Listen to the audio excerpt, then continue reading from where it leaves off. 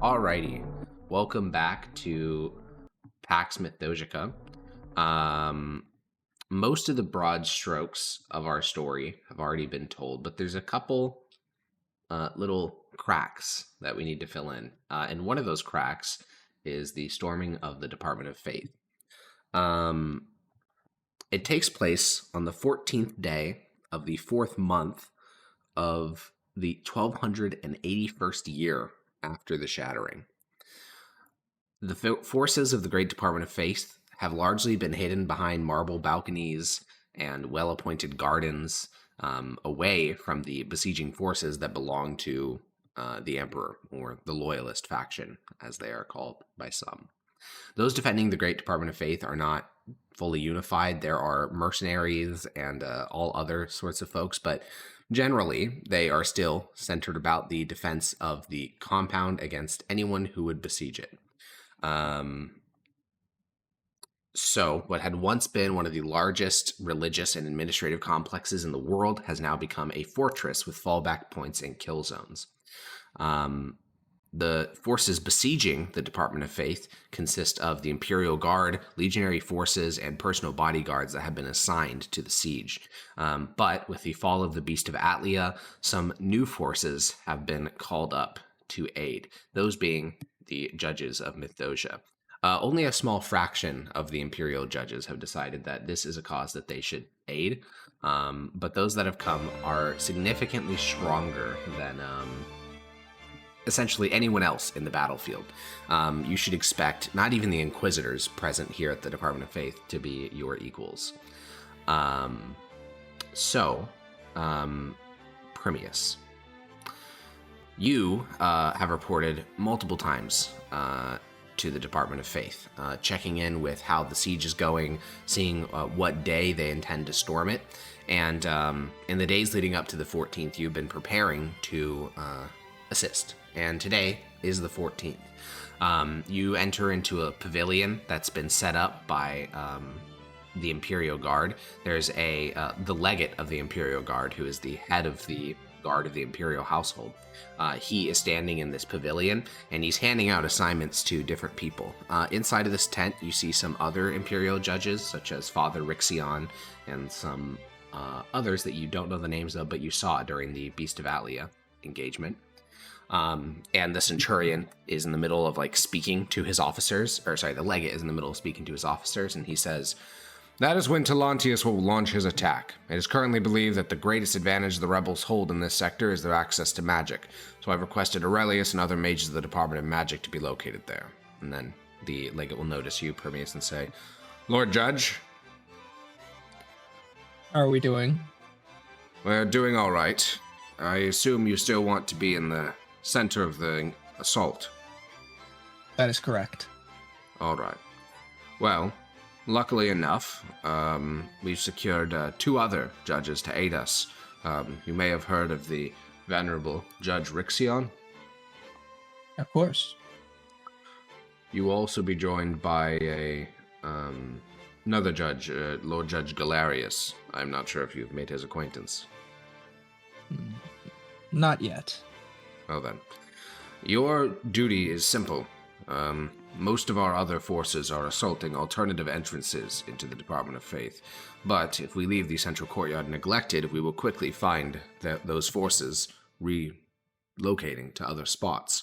So someone needs to be the spearhead, and I could think of no better choice than you and your fellow judges. Once you break the central courtyard, then I will see where else you are needed. But when the trumpets blow for the assault to begin, you simply, and he just, since you guys are in a pavilion outside of the department, he just points towards a pair of massive double doors gilded with an image of Varus' soul ascending into godhood. He just points towards those double doors. Right on the other side. Understood. You should expect some of the stiffest resistance they have to offer. Archers, every single actual Mythdosian they can bring to bear. Most of the mercenaries are guarding the flanks. Then will be a good fight. Well, Feel free to seek your fellow judges. There will be about 30 minutes before the trumpets blow. All right. I will head out. Yeah. You saw Father Rixion outside of the pavilion when you were first walking up, because he's very easy to locate. His eyes glow nearly as bright as your own. Not quite, but they're close. They're close. And next to Father Rixion is standing another judge who does not have glowing eyes at all, but he holds a massive axe. All right. Have I, out of character, has Aurelius or this Aurelius ever done anything? This is not Aurelius, this is Galerius. Oh, Galerius. Has Galerius ever been part of Pax, or is he a newer character? Again, he was in the assault on the Beast of Atlia. But you may not remember. Oh, I definitely do not. That's fine. I mean, there was like a lot of people on the assault against the Beast of Atlia, so. All right, I'll walk up to meet with them. Yeah, so Father Rixion, I believe you've met Primius once or twice before. He has grown a lot since you last met him. I believe the last time you met him was like pre-Pax, like pre any of this stuff, during the Galentine War. So his eyes are so bright. Like you can just tell that his twin golden eyes are far brighter than yours. He also has like way more equipment, more weapons. Obviously, you know of his reputation of having banished the beast along with Aurelius and others. So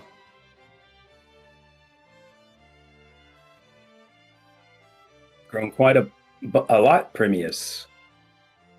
As have you. I wouldn't know about that. I think I'm going on the other end. But you're just getting started. Well, I'm glad to see others like me are on the right side of history. Of course. I will go in for a good, firm handshake. Yeah, of course. yeah, it's like the two muscly forearms like gripping each other. From Predator. Yeah. I mean, yeah, your strength isn't that high, but Father Rixion has supernatural strength. He has hill giant strength. So, yeah, it's a very firm grip. Very nice. Yeah. Well, and you, Aurelius, I'm glad to see you made it back in one piece from the beast. Galerius. Galerius, I apologize. It's all right. We've not been properly introduced. He'll extend a hand. I will accept his hand. Galerius Opius Queso Jania Polonius. It is a pleasure to meet you, Lord Judge. And to you, Primius Cosius Tiberius Perusian Verusian. On the elemental plane of water, my team of judges was stationed on the beach while you had held the high ground.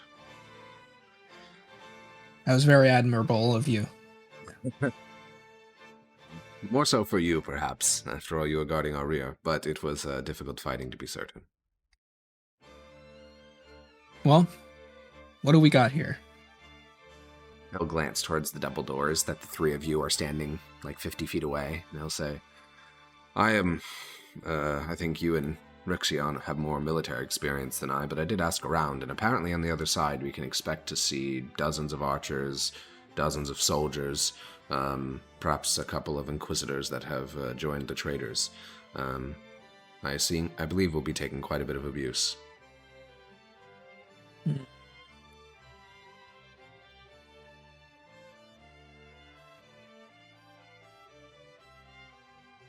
Could... Hopeful that would be. I am not a man of magic. I can only swing my blade, but if either of you have blessings from early and soul you believe could aid us.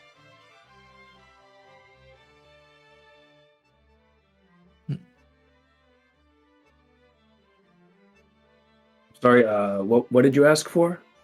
Just any blessings you have from early and soul that you think could be helpful prior to the battle. Oh, of course. Um,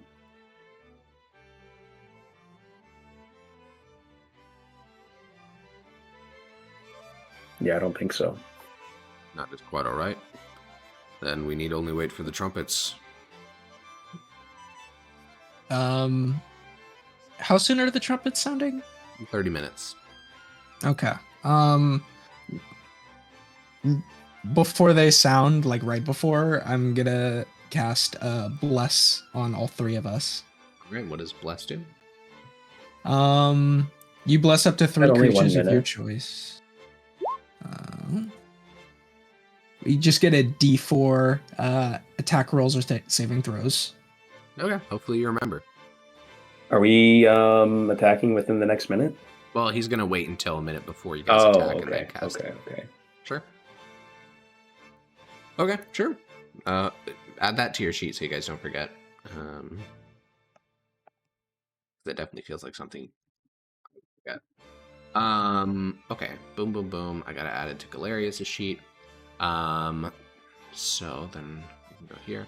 All right. Well, you guys have a bit of time before the assault. You can see that elsewhere, all the different forces of the Emperor that have been rallied to storm the Department of Faith are heading off to all the other entrances. It's pretty clear that your assault is mostly, it's not intended to be like the main place you break them. It's intended to distract the defenders. So you three are, you're expected to do as much damage as humanly possible, but not like actually be the killing blow. Like there's none of the mages are going to be aiding you. None of the Imperial Guard are going to be aiding you. It's just going to be the three of you sprinting into one of the most heavily guarded courtyards of the entire department.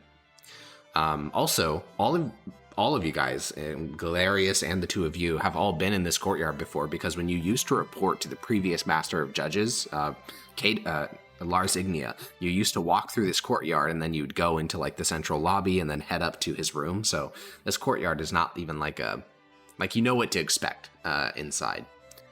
But yeah, is there anything you want to do other than the bless spell? Let's see.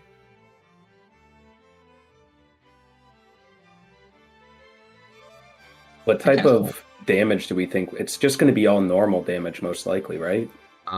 Yeah, if there are Inquisitors, they'll be able to do like radiant and fire damage, but if it's just like normal soldiers, yeah, piercing, bludgeoning, slashing. Okay. Yeah, I have protection from energy, but I don't think it's going to be worth anything. It'll stop fire, but it also requires my concentration. Yeah. I mean, at the end of the day, you guys are paladins. Sometimes it's you just don't have that many buffing spells. Sometimes it's just a smite angle. Just constant smiting. Yeah. Especially for Rixion. Sacrifice my HP for some more smite. I mean, yeah. Okay, cool. If you have no further plans, then you guys take a seat, a distance from the door. Galerius is a barbarian. So we have two paladins and a barbarian. He is a Path of the Zealot barbarian specifically, and the only thing that matters for you guys is that he does not require material components to revive. He only requires a spell slot. So he is very hard to kill, which is good for you guys. Also, he has similar health to you, Primius, which means functionally he has about 270 health, which should also be pretty helpful. Holy shit. Only when he's raging, obviously, but yeah, because barbarians functionally get double HP when they're raging. Alrighty, well then, all across behind you, like the pavilion is only a couple 100 feet away, and you can see that a small group, about a century, so 80 men, is preparing to storm the courtyard, and the centurion in charge of that group will walk up to you guys. I guess he'll probably bow to each of you, and then he'll look towards you, Primius, and say, Lord Judge, the legate has assigned my century to move in behind you, so once the courtyard is clear, let us know. Will do. Thank you, Lord Judge. And he'll step back and join with his unit. And I think you guys are really close to the pavilion, so you can see that like the time is starting. The assault's going to be soon. So Primius, you cast Bless. And Rixion, do you have a pre-battle ritual that you do? Like, especially something like this where it's going to be a lot of fighting. You're going to be killing a lot of worshippers of the Aurelian Soul today. Right, like it's going to be people I probably recognize or have seen. Yes. It's going to be difficult, so I'm going to ask for Aurelian Soul's strength as like a small prayer. Yeah, roll me a religion check. You know, Aurelian Soul is a very big god. He's everywhere. He is, he's omniscient, he's omnipotent, and to have, be stretched across that wide of a territory, many of your prayers are met not with like nothing, but only with like a sense of presence. But here in his capital, where Aurelian Soul's physical body exists, and carrying out his exact wishes as far as you know them, you feel a warm hand kind of rest on your back and just kind of pat your back. It's the most like material reply you've gotten from Aurelian Soul in a very long time. Okay, good. And then Primius, you cast Bless, and you and the other three are standing up and starting to approach these large double doors leading into the courtyard. What do you do before? Do you talk to the other two? Do you mumble something? I am wicked pissed, so I am just taking out my short sword and rapier and igniting it. Okay. Well then, Rixion, you are the only one strong enough to open these double doors, because you have supernatural strength. So roll me an athletics check. The only thing that matters here is if we perhaps lose a round of Bless. Nope. You walk up to the double doors, you kind of position your hands, and then the second the trumpets blow, you shove your entire body forward, and one of the doors, which are these immense constructions of like gold plating with wood underneath, one of the doors hinges, shatters, and like falls forward, and the other one like swings completely outward with just like a single massive shove. And the entire courtyard is beyond you, and we are going to roll into initiative. Oh, it went away when you changed map. I see it. It's an 11. Okay. Alrighty. Now I got to do some initiatives. Primius was also at 11. Yeah, you got it. I see. Because for me, they don't go away. So. Mm. All right. So then we have.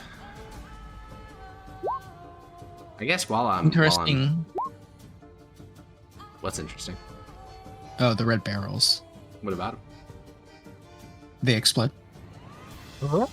What? Did he know?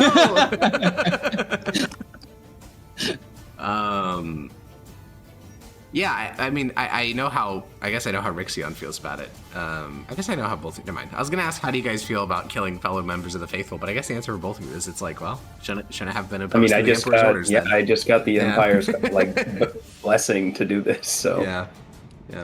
All right, so you guys are about to get shot by a lot of arrows.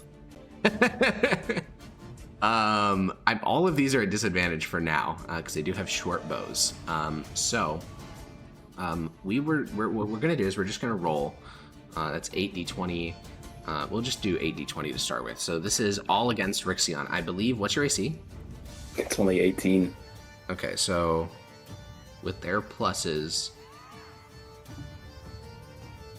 I can't do math right now. 14 or higher hits. Oh my god. I'm discombobulated. So that's 4 hits. No, 5. No, yeah, Wait, isn't it hits. disadvantage? Oh, it is. Oh, you're right. Fuck. So it has to be. Oh, that's so annoying. There's no way. I don't think there's a way to batch roll disadvantage. Wait. Oh, actually. So for the first 2 attacks, those are disadvantage. So we'll just roll these separately. So these first 2 are at disadvantage. Both of those miss. The rest of these are at the first normal. one hits, right? No, it's You disadvantage. said 14 or 18. higher. No, You but said it's 14 18. or higher. Oh, It it turned into an 18. Okay, because that has the modifier. Gotcha. Yeah. Okay, so yeah, those first 2 are at normal. The rest of these are at, first 2 are at disadvantage. Rest of these are at normal. So we have 6 normal attacks. I think that is a whole bunch. Oh no, it's 2 hits. 2, 4, 9 piercing damage. You're in shambles right now. And then way at the back here, I don't even know if you are in range, period. Oh, you are. It's just disadvantage, but it's neutral. So we'll do 7 attacks against Primius. 1, 2, 3, 4, 5, 6, 7. Yeah. Do any of those hit? No. Okay. And then we'll do 7 against Galerius. 1, 2, 3, 4, 5, 6, 7. The 19 hits and the 17 hits. But he is raging, so they both do half damage. So 3 and 4 respectively. And now we have the last 8, which are going to be against... these ones are 14 plus, so one of those hits Rixion, a single one. And it will inflict, I think it's 1d6 plus something. 1d6 plus 2. Yeah. It does 45 damage. 4 damage. On me? So, like, yeah. So, like, literally, like, 30 arrows fire at you guys, just like, dun, dun, dun, dun, dun, dun. And the end result of all of them is, like, a couple scratches on Rixion's face, basically. like Rixion does have 3 arrows sticking out of him now, but this is not, you know, it's not particularly bad.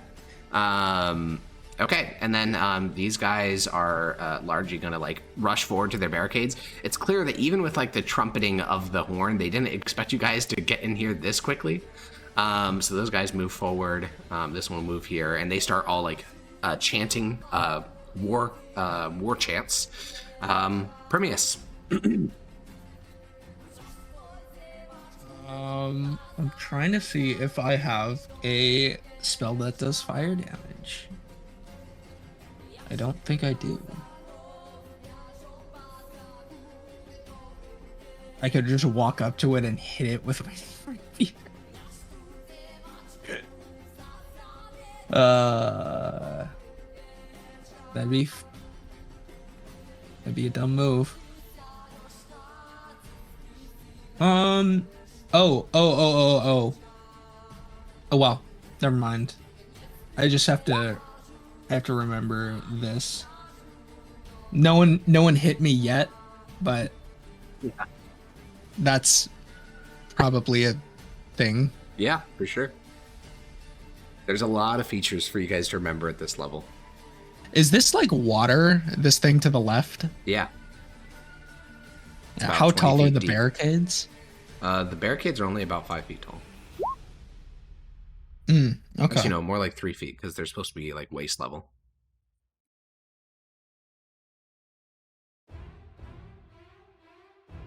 Okay. I'm not casting this, I'm just reading it. Sure.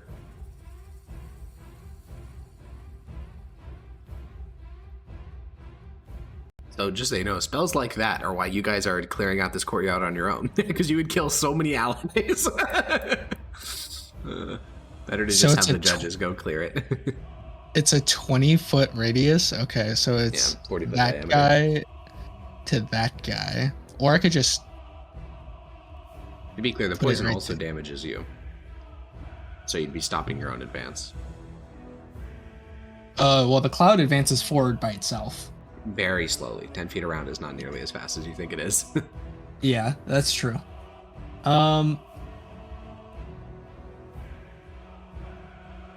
Yeah.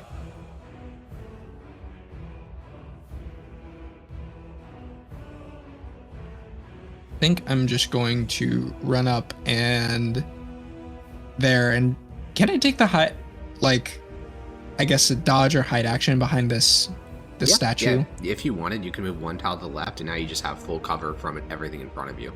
So you can only be shot from the sides. Yeah, I'll do that. Okay, you hide behind a statue of Saint Polonius with a dagger like stabbed into the side of an elven head.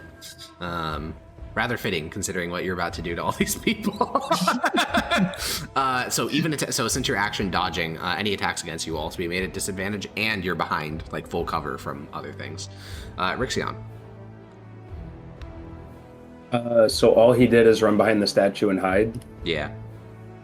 Okay, sure. I'll do the same thing on that statue. Okay. Alrighty. The ones in the back, they're actually chilling. Galerius is not going to do that because he's a barbarian. So he's going to run forward, and then he's going to throw a javelin point blank at the heads of one of the people in front of him. So he gets Nice. these modifiers. That 17 does hit. He gets 2 of these because he's a barbarian. Actually, how many does he get at this level? Yeah, he gets just 2. So he'll roll a second one. So he flings the javelin at this guy point blank. It strikes this guy in the chest, instantly bloodying him, and he like staggers backwards. And then a second one hits him in the jaw and just like tears off his jaw, but he's like still alive, just like screaming in agony. And yeah, actually, I think bonus action he can do. No, that'll be for later. Yeah, he just charges forward and flings 2 javelins at point blank range. That's what I was thinking. He's gonna use bonus action Zealous Presence. So until next turn, you guys both have advantage on all attacks. Yeah. Nice. You can only use that once per long rest, but might as well. Might as well. The barbarians aren't known for holding their stuff. All right. So in terms of attacks, these side guys here really can only shoot the people hiding behind the statues, and it's at disadvantage. So I mean, I guess we'll see how this goes. Miss on Rixion. 1 hit on Primius, I think, even at disadvantage. It's crazy. Yes. 7 piercing. You're cooked. And then as for the rest of these are just all. Hold on. He takes 4 psychic damage, and I have to roll for concentration. Does it work against ranged as well? It does. Okay. Yes. Up on the wall, the archer who shot you fucking dies. An archer shoots you from the left, like the arrow strikes your shoulder. You just turn around, and instantly you watch blood just like leak from his nose, and he just falls backwards dead. Oh my god. Well, that's a lesson learned for the rest of the archers. Do not shoot him. All right, then every single other archer is targeting Galerius. So the first 2 will be at disadvantage. Miss. And then we have 6, 9, 13, 17, 20, 24 attacks against Galerius. That's 1 hit, 2 hit, 3 hit, 4 hit, 5 hit, 6 hit. So we would roll 6d6 plus 12. And that is all reduced by half. So he takes 15. Alrighty. Then for the ground troops, they're just vibing, I guess. I mean, the one that got bloody he's gonna start retreating as quickly as he can. He's just gonna like run back and like scamper over the defenses. And I guess this one will move forward. But Primius. I walk here. Okay. I stab. That hits. Yeah. Yeah, I mean, you charge up to this like low, like kind of these bricks stacked on top of each other and stuff, and just climb up onto the wall and just stab down at one of the defenders. Yeah, that certainly hits and instantly bloodies. Yeah, I will hit again. That hits. And dead. you just like 2 quick stabs to the chest. One hits the neck, like so high up on the chest it hits the neck, and instantly dead. I will move. Oh wait, I already moved. I apologize. You did already move. First time using Dawnblade. Okay. Yeah, you swing this like jagged, ugly copper weapon.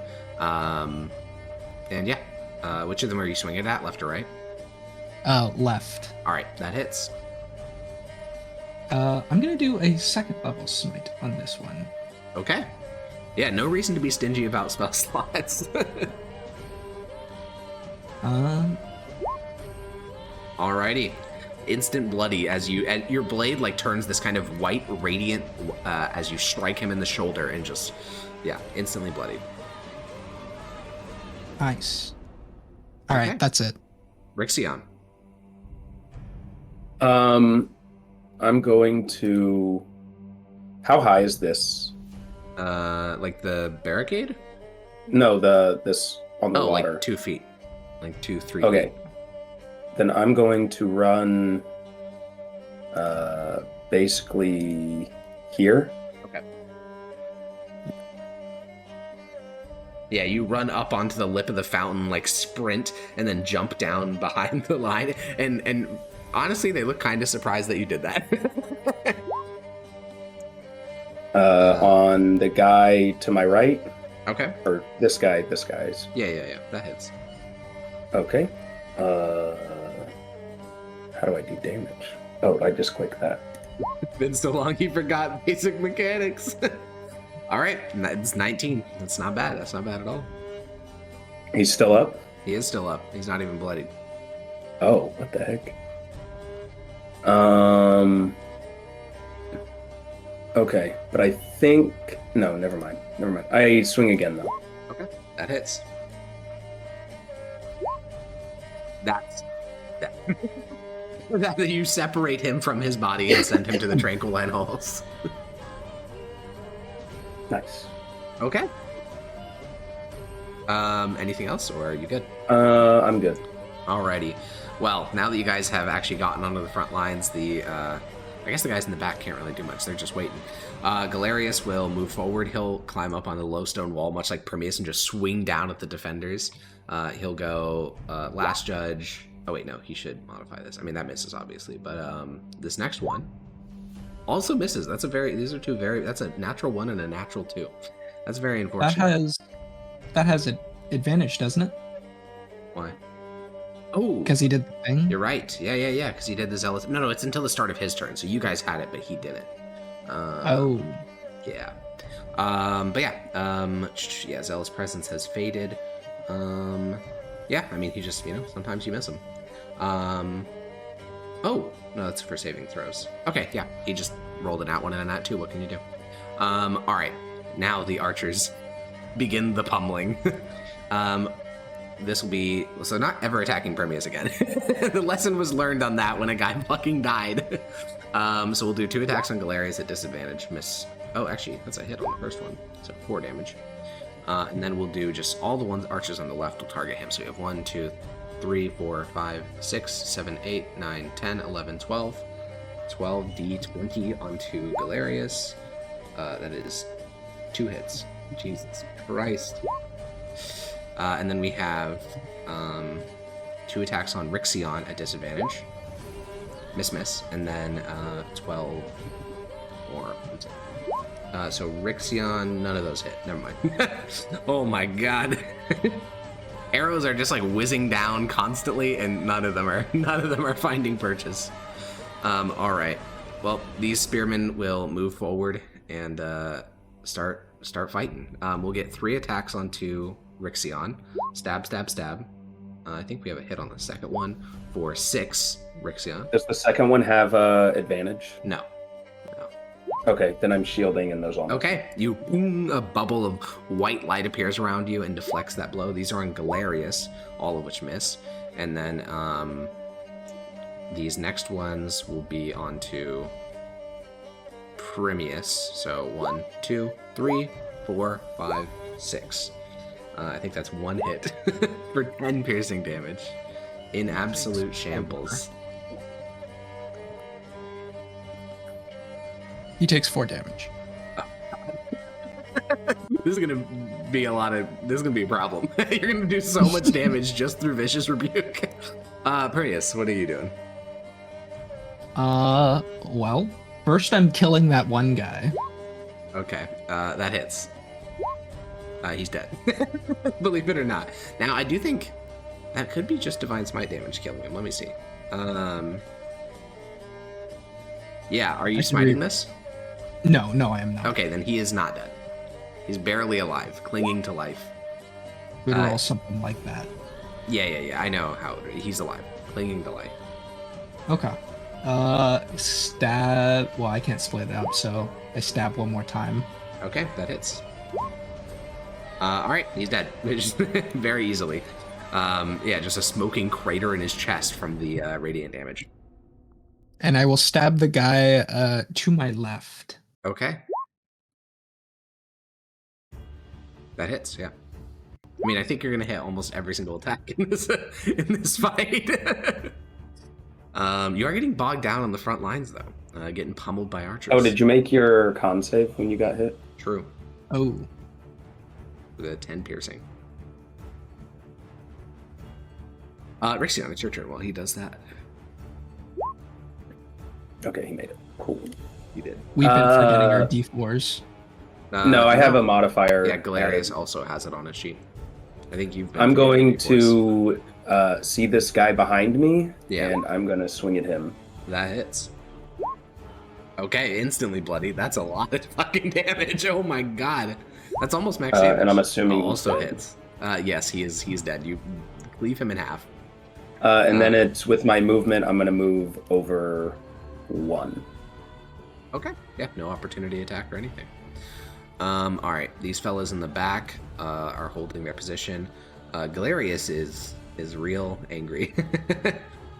So he is full on raged. I think what he will do is, well, I guess he has to cleave through these guys first. So he will swing twice.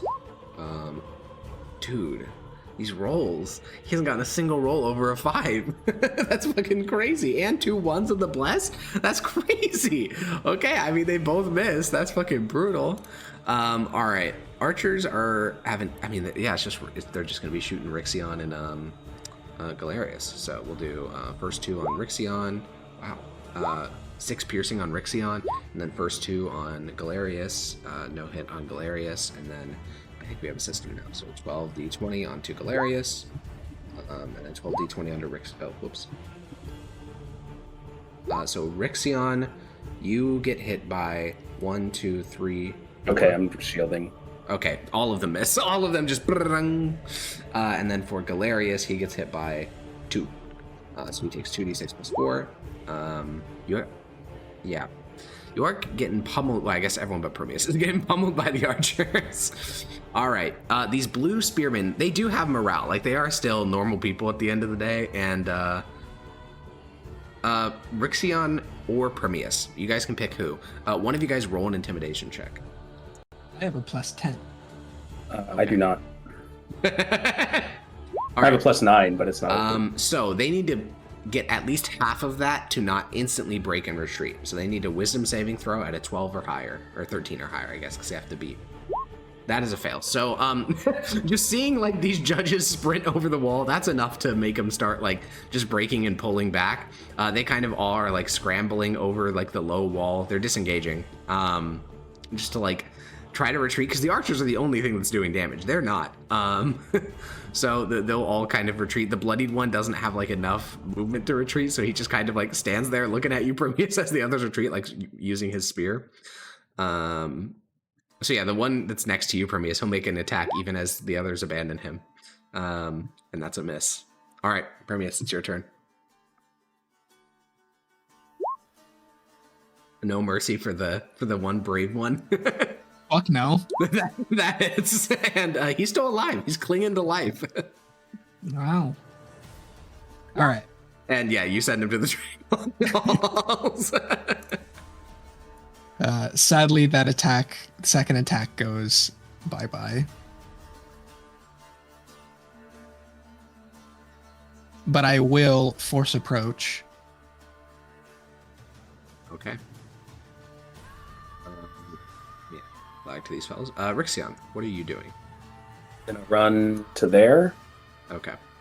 And kill somebody. Yeah. As they're running away, you're like sprinting alongside them, like wielding your greatsword, just like swinging at them, and you strike one of them as they retreat. And I think that's it's an instant bloody towards the one on your left. That also hits, and death. Just dead. You like cut out his legs from under him and just like slammed the sword down into his back, and just dead instantly. Plus Great Swordmaster is great crazy nuts. Yeah, it's very good. Yeah. It's very good. Okay, well, the back line, seeing that the front line is starting to literally like implode inward in real time, will form a more coherent front line. Actually, they should probably be up on the little thing. Okay. But yeah, in the center of that formation, there's like a centurion like shouting orders and stuff, and they're forming up for you guys. Alrighty, Galerius will, similar to you guys, just sprint after the retreating ones and just swing at their back. He's getting real hot and bothered because he missed a lot of attacks, and those both hit. First one hits, second one misses, and that is an instant death because he gets Rage plus Great Weapon Master plus Divine Fury, which is so much damage. That is a one-shot, even without the crit damage. He just runs forward and just cleaves open that retreating soldier.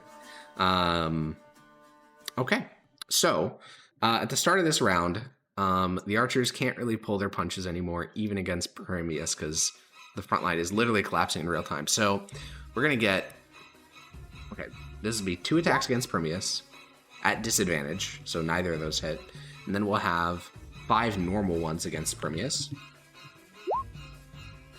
They have +5, so I think this first one hits, and that's it. So you get hit for first 1d6 + 2. You're in shambles right now. And then he's dead. Yeah. An arrow strikes you in the shoulder, and then he fucking dies. And then the rest are, I guess, on Rixion, because he's the furthest forward. So we have 1, 2 at disadvantage, and then we have 1, 2, 5, 9, 12, 16, 18, 20. Okay. 20 D2, or D20. So the ones that hit Rixion, this will be 1, 2, 3... Shield, every single arrow just dung, dung, dung, dung, dung, dung, dung, hit the barrier, and yeah, I mean, all of them miss. They'd have to get a 20 to hit you when you have shield up. So yeah, they all just rebound off of the shield. And now, I mean, they're slow, as they're lifting their bows for the next turn, they're all going to be targeting Galerius, because he's the only one that can fucking hit. And yeah, they're retreating. Like, I think the fact that you're, like, still pursuing them makes it so the retreating ones that were just kind of lazily retreating are now, like, full-on retreating, and you see that as they get back to the rear barricade behind them, their fellow... Oh, you get an opportunity to attack Primius. So do you, Rixion. Oh. That hits, certainly. And that misses, Rixion. I think it's your first missed attack. Oh, no. Oh, no. I smite? My god. At what level? Second. Okay. That may be... Yeah, that's frame 1 lethal. So he takes one step away and you just plunge the flame tongue into his bag and he dies instantly. But yeah, as they reach the red barricade, you notice that their fellow legionnaires are not like letting them run. Like they're like lifting up their shields, like poking at them with spears when they try to retreat. Like this is cowardice in the face of the enemy, and they're not letting them pull back behind this line. The other ones that are in the next line that you guys are running towards, they will just kind of like huddle up together and form into a more square formation, because you clearly just ran around their like allies. Like that was very apparent. So they form into a little huddle, lifting their shields. Primius.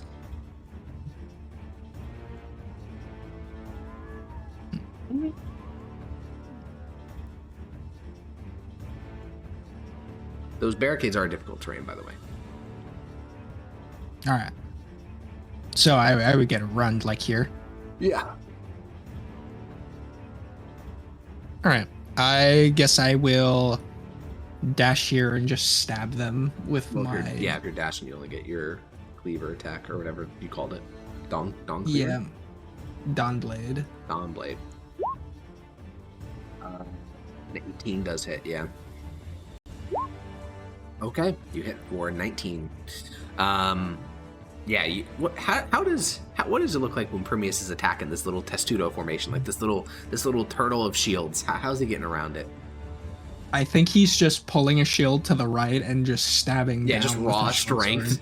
Yeah, just raw strength, pulling it to the side and stabbing inward. Yeah, that makes sense. Rixion, what are you doing? Moving up to... Yeah, I don't know if I should... Well, I think that the archers are going to stop targeting me. So I'm going to move here. Okay. And put on Crusader Mantle. Okay. You are now crusading and mantling. Sounds good. Yeah, that means everyone in the party is concentrating on something. You got Primius on Blast, you on Crusader's Mantle, and Galerius' Rage, which is kind of concentration in a way. Okay, cool. That is your turn. This rear line will, just like kind of continue to poke and stab, and they need to get a wisdom of a 13 or higher to rally the retreating soldiers, which is a pass. So those retreating men will halt their retreat and turn back around, knowing that they can't really run anywhere. Okay. I should make at least one attack, though, because the way they're preventing them from retreating is by stabbing them when they try to retreat. So I'll make one spear attack. Miss. Okay. Galerius, yeah, I mean, you already know what he's doing. He's like a rabid dog. He just charges forward, swings at the nearest guy. He's in the mantle zone, so he gets extra radiant damage. Okay. Oh, I just remembered something. He has a magical item that doubles his radiant damage, so I need to quickly do that in his...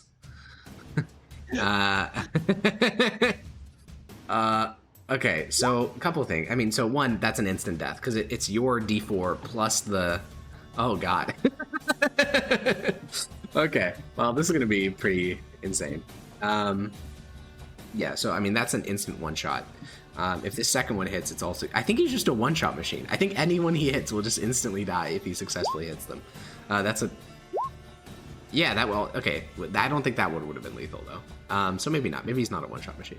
Anyways, that does kill the wounded guy. So he just, like, walks forward. Did you double the radiant damage? I did double the radiant damage, yeah. Ah! Well, no, it's not doubled there. I'm doubling it in my brain. Oh. Yeah, no, the double would be 44. I just don't know how to do that in an easy way without just altering every source on the sheet. All right, at the start of the round, the doors leading into the Department of Faith at the top of the map there, they will burst open and 5 people will exit. All of them have glowing eyes. They are clerics of Aurelian Soul, even if they are traitors. One of them you recognize, both of you recognize as Father Hyperion. The other 4 you don't individually recognize, but each of them are Inquisitors of Aurelian Soul. Okay. So, back to the top. The archers essentially only have one valid target now because of the shield, and they don't know how magic works. So as far as they're concerned, Rixion is impervious to arrows, and Primius somehow kills them without ever even touching them. So the only valid target at that point is Galerius. That's 1 hit so far for 3 damage. Then we have 4, 5, 9, 12, 15, 18 plus 8, 26. Okay, that's going to be a lot of attacks, and they hit on a 11 or higher, which is not very much. So that is 1 hit, 2 hit, 3 hit, 4 hit, 5 hit, 6 hit, 7 hit, 8 hit, 9 hit, 10 hit, 11 hit, 12 hit, 13 hit, 14 hit. 14 hits, so 14 d6 plus 28, reduced by half to 44 damage. Galerius is bloodied, exclusively by archers. He has not been hit once by a non-archer. He's been turned into a pincushion by these archers. He literally has like over 20 arrows sticking out of his body. Okay, then these guys will continue to, they'll reinforce the line. And the guys near you will try to tighten up their formation. And we'll get 2 attacks against Primius. Oh, it's a crit! Oh my god!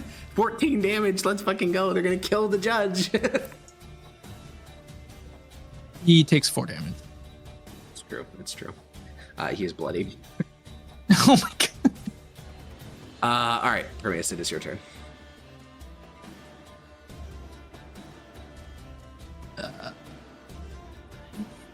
They got this. You guys got this, right? Right? Who knows? Who knows what they do and don't got? Okay, I'll help out for 1 more round. I mean, honestly, if you could heal Galerius, that'd be big. He is bloodied after all. And also, doesn't he get hit by archers? Doesn't it? Oh, it's true. I'll take an opportunity attack because he's. This is gonna be a crit. You're so good. Oh. For you, bro, the goat. They do call him that in the industry. How much is he down? Yeah, he's down 110 health, which means he's taking 220 damage. Just about right, because he's been getting hit by the archers every single round for huge amounts of damage. Take 55 health, my friend. He will heal for 55. It's the equivalent of 110. Okay, cool. That's your action and your movement. Bonus action? I should have bonus action stabbed that guy. Yeah, probably. Alright, I'll stab the guy to my. That hits. Alrighty, instantly bloodied. Did you add the 1d4 radiant? You're in the zone now. Oh. I did now, but I will roll that 1d4. Alrighty, an extra 4 damage. It's big. Alright, the Father Hyperion will walk forward and spend his movement scrambling up that little thing, little barricade. And from atop the barricade, he will shoot a scorching ray at you, Rixion. 1, 2, 3. Jesus. That's a hit for a 9 fire damage. And then he will use... I want to kill that guy. Yeah, I mean, you know Rixion. Like, you've actually fought with him before. So is... sorry, not Rixion, Hyperion. Both you and Rixion have fought with him before. He's nicknamed the Hangman of Gnostius because he was so effective at, like, killing heretics. And he is now sided with the Department of Faith. So he is maybe worse than everyone else here. He is an arch heretic. He's not just some random like soldier that got given money. He is a man of faith, a very powerful man of faith, very high level, about the same as Rixion, and yet he has turned against the cause. Dude, so soy, man. And he will start to swing his blessed censer, which is a holy object. It's the blessed censer of Saint Radovich, and everyone around him now has essentially passive health gain. They get essentially regeneration. So he has a 10-foot aura. The aura also does something to you if you enter it, which actually, since you fought it aside, you know exactly what it does. It damages enemies and it heals allies to everyone within its aura. It's quite a small aura, but it is worth keeping in mind. What aura did he put up? Sorry? It's his Blessed Censer of Saint Radovich. It just deals damage to people who enter it and heals his allies. It's a magical item, yes. Oh. Yeah. I think go here. Alrighty. And swinging. Cool.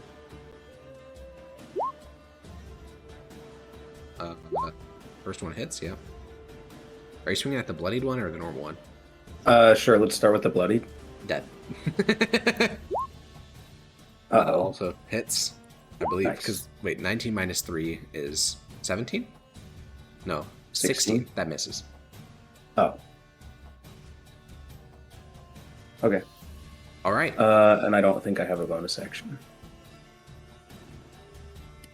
Okay. The last... Oh, I guess this is the red fellas. Do they even have any... Yeah, they're just vibing. They're just holding their ground now that they have Inquisitors. So this Inquisitor will dash over here. These two will move up. Will dash to the far ends of the barricade. And it sort of takes their whole turns to get to being positioned above the heads of the defenders. Can they do any useful bonus actions here? Oh yeah, they can summon spiritual weapons. Yeah, you guys have never had like such holy instruments employed against you before, but you watch as 4 spiritual weapons, the same for all of them, which is a burning bonfire will appear. 4 of them will appear around you guys.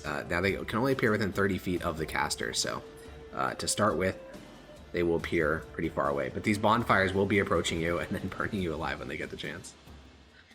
So there's 4 of them. Here, and here. And they're also not concentration. They just exist. And let me go double check up quick. I think they can move 20 feet per round. Yeah, 20 feet per round. Okay, cool. That's your bonus action. Yeah, cool. They're done. Galerius is going to charge forward. Actually, no. He should finish clearing these guys first. He's too excited. So yeah, he'll swing twice against these fellas. He does get all the bonuses and all this shit doubled. So if he just hits, I'm pretty sure that's a miss. That is also a miss. If he just hits, it's a one-shot, but his odds of hitting are not great, apparently.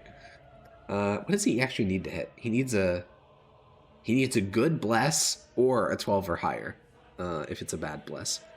Okay, cool. The archers.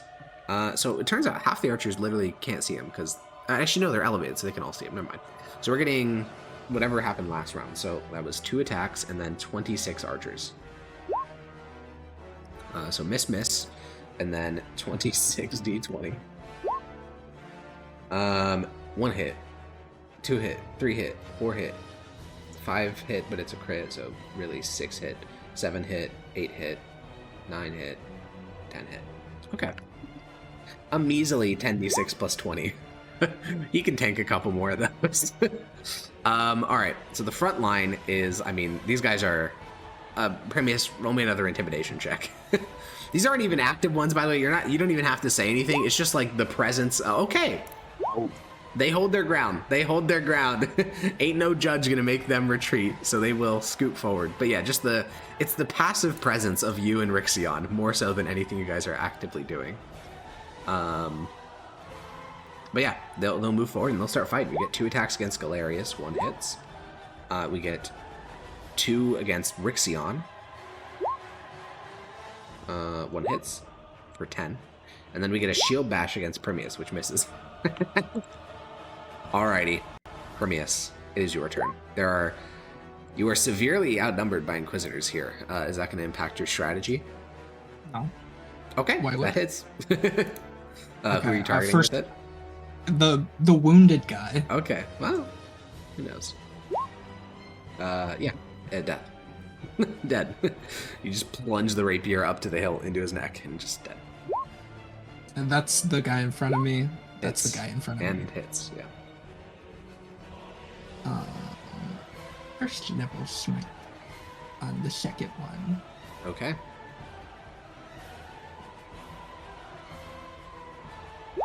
Yeah, so far the battlefield behind you, I mean, this guy's... roll the flame tongue damage?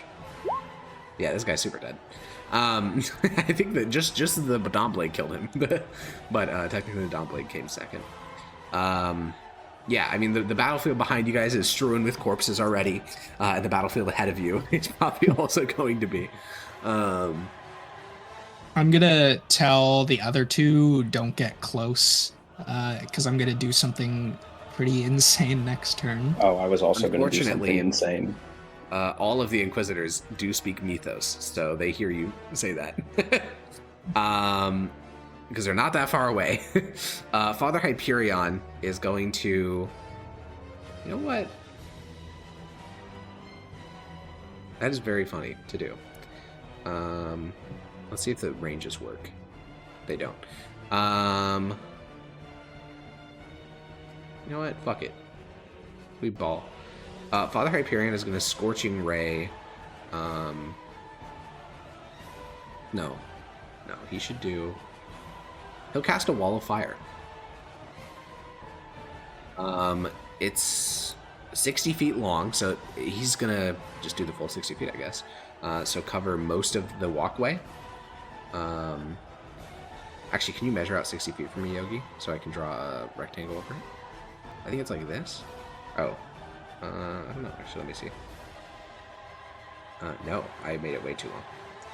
60 feet. So it's more like this. Okay. Yeah, he makes a wall of fire that just like instantly appears before you, Primius, and he is going to make the flaming side on your side. Really? Are you sure? Yeah, actually, no. He should put it inside of you, I think, for most efficiency, if I recall correctly. So yeah, you instantly will have to make a save against that, because when it appears, you got to do that. A wisdom save? No, dex save, I think. Okay. Oh god, we have Don't forget to add your bless. Does that apply to saving throws? It does. Nice. Okay, yeah, so it's a dexterity saving throw and it appears and you take 5d8. So you pass, so you take half that, so 9 fire damage. And yeah, if a creature ends its turn inside the wall or within 10 feet of the other side, they also take damage. So I guess specifically he puts it right here, just because I want the math to be simple. How tall is the wall? Can we see over it? No, it's opaque, so you can't see over it, and it is 20 feet high. So it blocks all line of sight. And that's his action. Bonus action, he's still doing the sensor. And I think you'll hear his voice on the other side of the wall, Primius. He's starting to incant a prayer to Aurelian's soul. He says, like, "Blessed Aurelian soul, deliver us to victory against the heretics we face today." Rixion. How heavy do those red barrels look? Pretty heavy. Okay. But not for you. I mean, you have supernatural strength, so they're like 60 pounds. It doesn't. I don't think I can throw 60 pounds 40 feet. Well, supernatural strength scales exponentially, so I would at least give you an athletics check for it. Now, against Hyperion, probably not, because you can't even see him, but against something you can actually see, yeah, I'd make it an athletics check. Well, the point would be to throw it through the fire so it explodes on impact. Oh. I mean, if you want to spend your whole turn doing this, there are some checks I'll let you do, like a perception check to figure out where he actually is, and then athletics to see if you can throw it far enough. Okay. But it would take your whole turn. Okay. That's you fine. walk over, you take 2 opportunity attacks as they thrust at you, both miss. So you hoist up the barrel, and you kind of, you just close your eyes, because you close your eye, I guess, individual eye, and roll me a perception check. You kind of listen, trying to overthrow the battlefield. You're like, I think he's over there. And now roll me an athletics check. Okay. So the throwing is great. The location, not super good. So what we're going to do is we're going to do a scatter roll. So roll it. This is what they do in war games. So roll a d4. And then roll a d10. Or a d12. I don't. D12 is a real dice. A d10's fine. All right, because we exist digitally. So we go 1. So 1 would be to the left. 2 would be up, and then we go 8 squares up. So you fling that barrel very well. Jesus. The 27 is super effective. You fling it over here, and it detonates against the door. And for the first time, you actually get to see how explosive these barrels are. So the answer is within 20 feet, they deal damage. Now, there are no enemies within 20 feet that can actually be hit by this, but what is left in the wake of the detonation is a crater in the ground.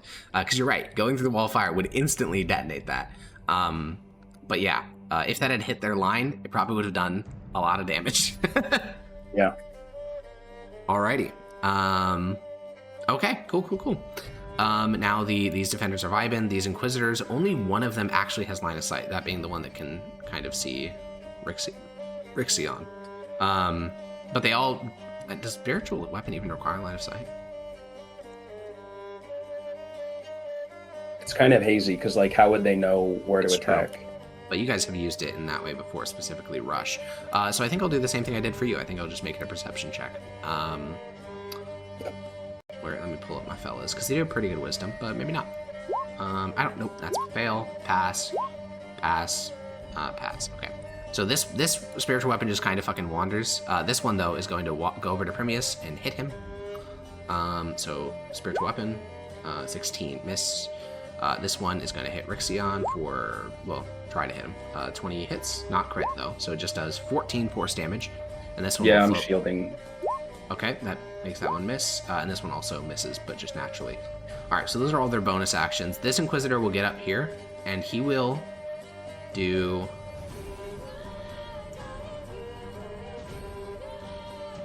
Flame of Faith. So dexterity saving throw for Rixion. Does shield help you with saves? I believe so. I think it just gives you AC. Yes, that's correct. Does it give you any pause, Primius, that every single, like, your enemies also have the What divine deck blessings is of dex Heroic save? Soul? Yeah, dex It save. makes me very upset. Not confused in any way, just upset. No, Basically. they don't deserve it. But Aurelian Soul doesn't take it away from them. That's why I'm here. Okay. You take 16 Radiant, Rixion. Okay. Alrighty. Well, Galerius will just keep fighting the remaining soldiers that are not yet dead. It's very heretical, Alex, to suggest that Aurelian Soul has to do everything himself. Yeah, maybe it is. He's just got it. He just has to take off Great Weapon Master. These are just. I mean, he has a very good plus to hit, but these are just not. These are just not hitting. It's crazy. So many of these would have hit without Great Weapon Master. So both of those do miss. So this wall of fire does cuck a very large number of archers, mostly those in the back there, from actually shooting you guys. So only the ones on the sides actually can do stuff here. So we're getting You know what? Fuck it. I guess I'll shoot at Rixion. Oh no, Rixion has He his does shield have shield up. You know what? Fuck it. Whatever. So those are disadvantage, unfortunately. The rest of these are normal though. Miss. Okay. Yeah, because with the thing, your AC is what? It's 23. So the 19 does hit actually. I thought it was +5. +4. Oh, It's plus 5. Yeah. So 6 damage. Cool. Yeah, this rear line will just all... Oh, I guess these are the ones engaged in melee. So these 3 will stab at Galerius. 2 hits. Both reduced by half, so they deal a total of 2 damage and 6 damage, respectively. Primius. You step through the Oh, he flames. just goes through it. Yeah. And then I'm going to cast Destructive Wave. Okay. You strike the ground, creating a burst of divine energy that ripples outward from you. Each creature you choose within 30 feet of you must succeed on a Constitution saving throw or take 5d6 thunder damage as well as 5d6 radiant or necrotic damage. I think the best way to do this is to just do a circle, because it's a radius thing. So just measure out a circle for me and just hold that. It's Do you know how to switch to the circle measurement tool?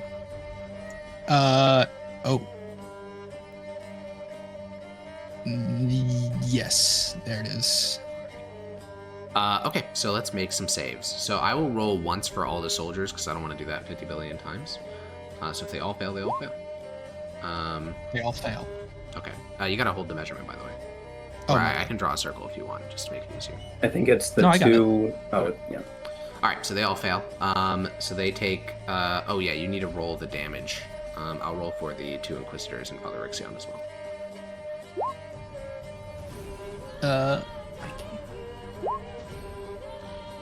You gotta roll it manually. There's... You should roll it's the Thunder and the Radiant separately.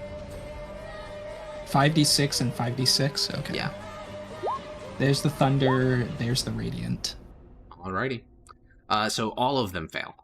For the normal soldiers, so measure out the 30 feet again. For the normal soldiers, that is lethal. So the entire, basically, front line. I mean, what does it look like as you do this destructive wave? I guess, I'm striking my rapier into the ground and just screaming, "I hate you," I guess. Fair enough. I mean, yeah, vengeance and whatnot. Yeah, the frontline soldiers are just like crumpled and broken bodies. However, Hyperion is immune to radiant damage, so he only takes the thunder damage. No, smite attack won't help. Indeed, this is true. The Inquisitors are not as immune though. Would you count the 2 soldiers that are kind of in that radius or no? That is really, really small. If it was a bit more, maybe. That's why I counted this one, because he's like the center of the token goes through the thing. But the other ones, I don't know, feels a bit wacky. Also, there's the 3 at the bottom. Oh, those are super in there. Yeah. I didn't even, honestly, I wasn't even looking at them. Does that mean it also hits our guy? Oh, yeah, 100%. It's creatures you choose, it's right? of I choose. Yeah, Hmm. that I choose. Alrighty.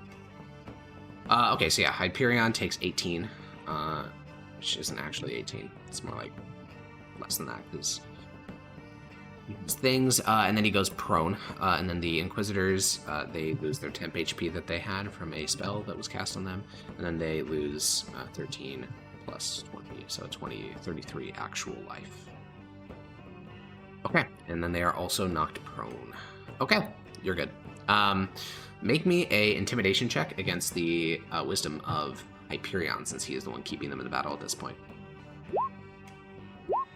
Okay, they remain on the front lines despite the nightmare that is unfolding. All right, at the start of Hyperion's turn, his sensor will heal him for 5 life, and he will stand up. He will take a few steps. Actually, does he even? Yeah, he can take a few steps back. He'll take a few steps back, and then he is going to. He's gonna cast. Wait, let me do a measurement real quick. Nope, should not. You'd use that tool. he's gonna be 5 feet closer to you, and then he's gonna cast Sacred Blaze. Make a Charisma saving throw. That's the one I'm best at. That is true. That's barely a pass. Barely a pass. And then bonus action, yeah, he's swinging his thing still. Okay, he did cast a fire spell though, so he does gain 10 HP for himself. Okay, Rixion. Everyone there's dead, so I think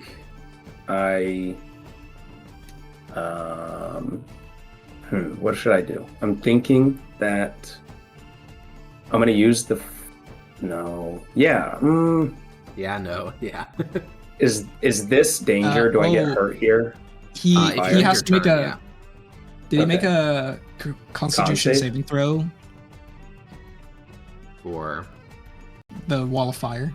He didn't take any damage from the Wall of Fire because he was 15 feet away. Rixion got hit, or not? Hyperion got hit by the destructive wave. I don't know if he's concentrating. Yeah. I guess he should do that. He has advantage because he has Warcaster. So close. I'm gonna move there and then heal up. Okay, cool. Is Galerius getting any of that? No. Sad. I'm using all of my lay on hands. Alrighty. Well, this is the red fellas are acting. So at this point, driven by this is like divine fervor that's going on here. So these guys are all dashing. But at this point, like, you know, they believe that they are fighting for Aurelian Soul at this point because, you know, Hyperion is the one that's keeping them from retreating. Like, he's shouting out, you know, Aurelian Soul's light shall keep us victorious. And so this is an attack against Primius that hits for 3 piercing damage. Cooked. He takes 4 damage. Yeah, he's fine. Oh yeah, he took more damage than he dealt. All right, so these Sacred Flames are gonna go back over the wall and hit you as a bonus action. So spiritual weapon, miss. These ones are gonna go over. Actually, these need to be 2 perception checks first. Pass. All right. So then these 2 spiritual weapons attack Rixion. Hit, miss. So it's a okay. Yeah, I can take 8 damage. That's fine. 8 force. All right. So now these 2 Inquisitors will stand up. Okay. The Inquisitor closest to you, Primius, is going to use Word of Condemnation. Make a Wisdom saving throw. Stunned until its next turn.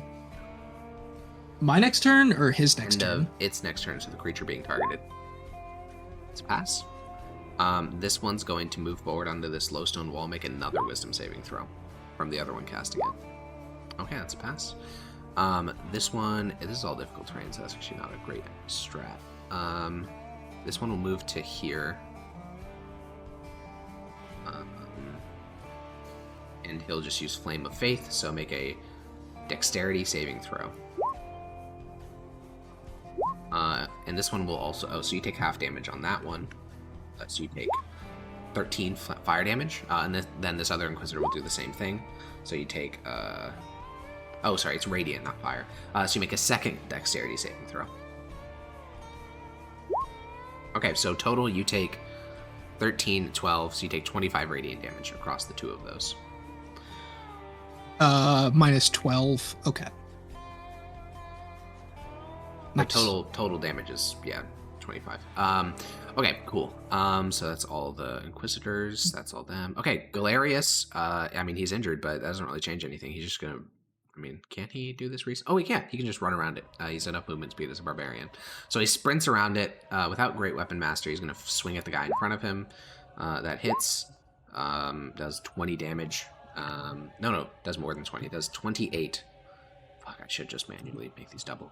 And then he'll swing another one at the same guy, which hits and kills him. Okay, it's probably good that I got rid of Great Weapon. He doesn't have enough plus to hit for that. But yeah, he cleaves through that guy as he sprints around the wall. The archers. At this point, there's really only 2 targets, which are Primius and Galerius. Galerius is not that scary. Primius just killed a bunch of people, but they're gonna die if they shoot you, and that's like insane. I mean, they're gonna die if they hit me. Yeah, they're gonna die if they hit you. So I guess they'll just shoot. Okay, the ones in the back will shoot Rixion. So this is 1, 2 at disadvantage. Miss. Oh no. Yeah, miss hit. Okay. 8 piercing on Rixion, and then we have 5 just normal attacks from the archers. Miss, miss, hit, miss, miss. 6 additional damage, so 14 damage onto Rixion. And then I think every other archer is just targeting Galerius. So first 2 are at disadvantage. Both hit though. I feel like Galerius is about to take a lot of damage. I believe. Okay. I believe these will be all ones. Okay, well, let's. I mean, if it is, then I'll actually believe Aurelian Soul blesses your cause. Not gonna lie. All right. So there's 1 hit, 2 hit, 3 hit, 4 hit, yeah, 5, and then 5 technically because it's a crit. Okay. 28 reduced to 14. He's still kicking. I mean, he can take 2 more rounds of that. Alrighty, so now we have the blue defender, the blue Triarii are acting. So this guy spends his entire turn, or spends his movement getting there. Oh, this guy can also just get there. These 2 will move to here, and we're just getting a bunch of melee attacks now. Spear thrust against Primius, spear thrust against Galerius. Both of Primius's misses, both of Galerius's hits, and he's still standing. Sort of the moral of this combat so far. Primius, what are you doing? I'm dashing right here. Okay, that is. Can spiritual weapons take opportunity attacks? I don't so. know. I don't think so. Yeah, because you're not really leaving their threat radius. All right, then you are triggering 3 opportunity attacks. No hits. That is a miss. I am. What is it? Channel Divinity. Bloodied? So that is a 20. It's a 20 what? 29 to hit. 29. I'm sorry. Yeah. Okay. 4th level smite. Already. He's immune to radiant. Oh wait, yeah, that's right. Not a 4th level. Also, smite. as you enter his radius, you do take 5 radiant damage. All right.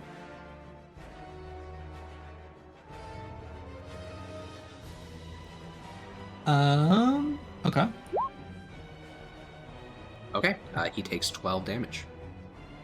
And I get a spell slot. You do. You get his highest level spell slot, I believe, right? Can you put the item in chat? Yes.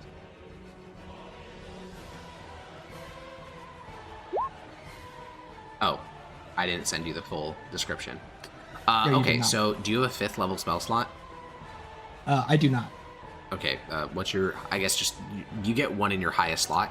What would that be, so I can subtract it from a sheet? 5th. Oh, I see. Wait, I understand. You get it back. You get back your 5th level spell slot. Nice. Yeah, because that's his highest level one that he hasn't used yet. Okay, cool. I think Father Hyperion will see how fucking psychotic that is. And he, on his turn, is going to move to here. And he's going to make 1 Scorching Ray attack against that barrel, which hits. So you, him, and that Inquisitor are all going to have to make dexterity saving throws.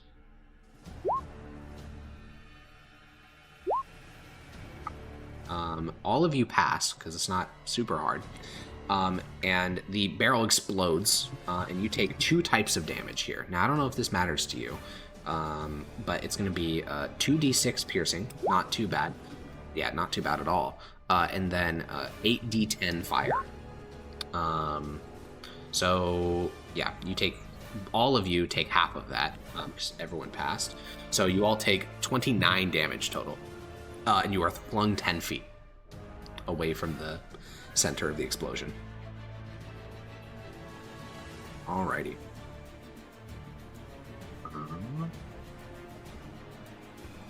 Okay, cool. So you take that much, 29 damage. I will subtract that from the other 2. That was his first Scorching Ray. The other 2 are going to be directed at you. And Father Hyperion, as he looks at you, you finally get to see the other end of what fighting an Inquisitor looks like. Because obviously you've done this work for the Empire before. And it's a look of divine prerogative. Like there's no reason to feel bad about what you're doing because God himself endorses it. So he just stares at you with like these blank eyes. And so he's gonna make 2 more scorching ray attacks against you. One hits you for 5 fire damage, at which point he gets some temp HP because he cast a fire spell. Bonus action, he continues to swing his sensor. Also, you hit him with actually no, that's too late for that. Yeah, that's his action. Bonus action is always the sensor because he needs to keep doing that.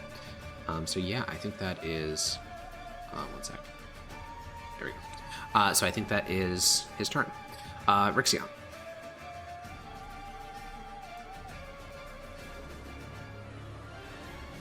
Make a really good con save here. 15 or higher. Nope. The wall fire is down.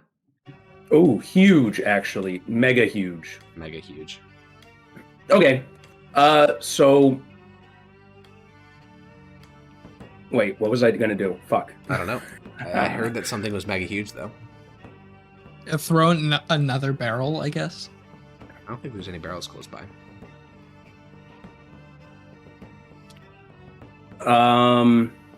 I'm going to, I guess, run up to here and swing. Sure. That's not the big thing, I promise. Miss. Miss. Okay. But then the big thing is I'm going to, how do I say it? This on Hyperion. He's not within 10 feet of you. I'm not going to do it on him. Never mind. I fucked up. You squint your one functioning eye and you're like, I'm going to fucking kill that guy. But is that a bonus action? It is a bonus action. It is a bonus action, yeah, but it's just not within 10 feet of you. Well, then I don't like what I've done here, and I'm going to instead do that. Okay, you Misty Step. Where are you Misty Stepping? Well, this would have gone a lot differently if I would have done it in a different way. Yeah, many things in life are like that. Probably there, okay. Right behind Primius. Sure. Okay, cool. You guys have gone quite deep into their lines. Yeah, I mean, you're going to get pounced on from all sides here. So we're going to start getting some flanking shit here. Actually, no, that requires him to go over 2 different barricades. So I think instead, these guys will all just kind of pounce on Galerius. And that's a dash. So that's B. 4 attacks, 3 at advantage. Okay, so 1 hit. 1 hit. All reduced by half. So 4, 15 divided by 2, 8. Okay, he can do that for not much longer. All right, so the spiritual weapons will continue to float closer, 4 squares per round. As a bonus action. All right, and now the pummeling shall begin. So Inquisitors, much like you guys, are they are not only trained warriors, they're actually equivalent to judges. No, you get 1 opportunity attack. All right, that hits. So instead, he's going to use interdiction.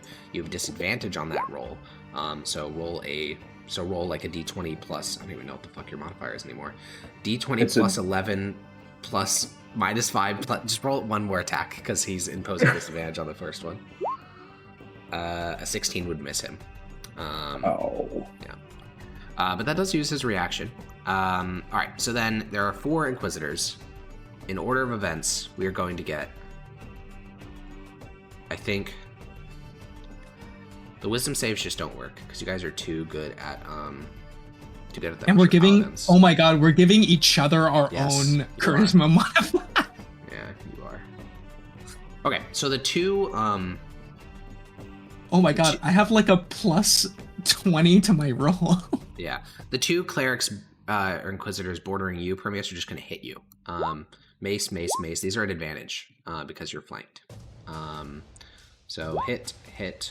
So you take a total of 28 damage, mostly radiant there. Wow. Not mostly.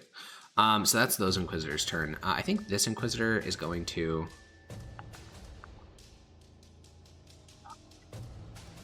I guess he'll just. No, but he already. No. Oh, he does They each take 8 damage. 4? They both hit you once? I thought one person. My bad. Yeah. I think this Inquisitor will actually start moving. He'll move to here. I think this one, as an action dash. I think this one will use Word of Condemnation on Primius. It's unlikely to work, but on the event it does, it'd be very good. So make a Wisdom saving throw. What's your Wisdom modifier, Hyperion? Rixion. Rixion. Me? With your bonus, which is what, 4? I get your. Yeah, but I also get yours. So yeah, what they is don't stack yours? like that. It's just. Oh. No. Well, we're in each other's. I know, but he's saying he's basically saying that you increase his save, therefore increases yours. It doesn't work like that because then it'd be an infinite rebound. It's just whatever his base one is. Either way, that passes. You need to get a natural one, or something very low. All right, so Galerius is going to start swinging. Yeah, I mean that's just kind of his whole shtick. He swings. Swing. The hit. Or no, hit on the first one, miss on the second one. Oh my god, that's a terrible damage roll. That's fucking crazy. Who's getting attacked? Galerius is swinging. Oh. He's not even getting attacked. Oh, it's because I forgot to roll his Divine Fury. Okay. He's also still in my... does he have my radiant? Okay. He does, yeah. And that is lethal because his radiant damage gets doubled. Okay, so at the start of the round, I guess the archers, the ones up on the balconies can't even really see you. Galerius is kind of surrounded. I guess those two can see Galerius, so these are 2 disadvantage attacks against him. Miss. Alrighty. The blue boys are acting now, so...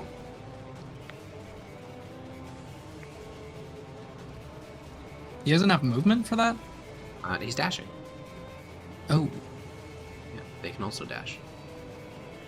Right. 3 advantage attacks, 2 hits. No, 3 hits, actually, because his AC is not very high. Alright. So this would be enough for Galerius to go down. However, Path of the Zealot has a wacky little feature, which is what Galerius is. It's called Rage Beyond Death. The divine power that fuels your rage allows you to shrug off fatal blows. While you're raging, having 0 hit points does not make you unconscious. You still make death saves. However, if you would die due to failing saving throws, you don't die until your rage ends. And then you die only if you still have 0 hit points. So he goes down after the second attack, and then he fails 2 death saves. It just doesn't matter. He just won't stop fighting until he's done raging. And Primius, I think that roll me an insight check.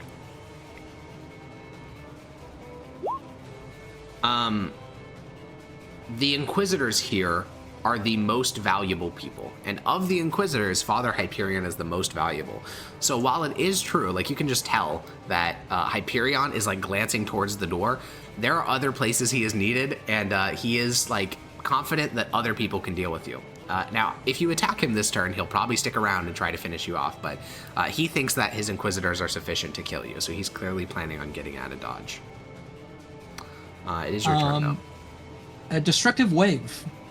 Sure, at the start of your turn, you do take 5 radiant damage from being inside of his sensor. Alright.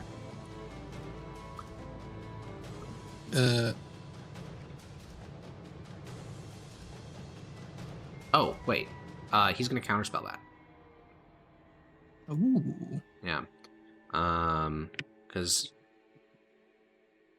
Yeah. Normally, clerics do not get that, but from his particular domain, he does. So this is going to be a Wisdom check, 15 or higher. Pass, so it counterspells. I see.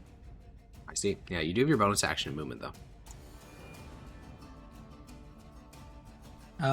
Your bonus action, stab one of the guys. Or hold on.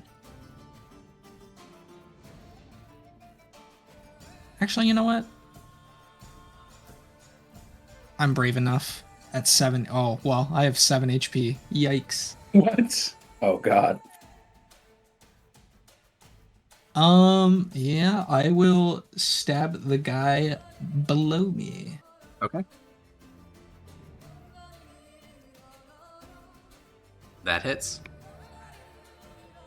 His highest level spell slot is also 5th level. 5th level smite. Well, you don't get the thing until you've already hit, so you can't smite on top of it. 4th level smite. Alrighty.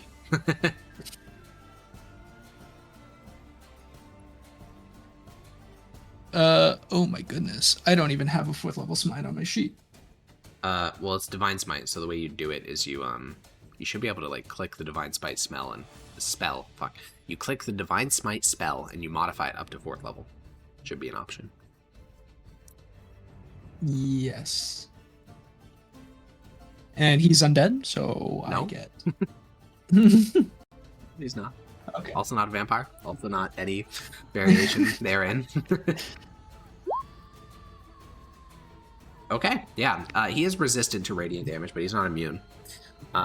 So he does take 25 damage, which bloodies him. Okay, is that your turn? Yes.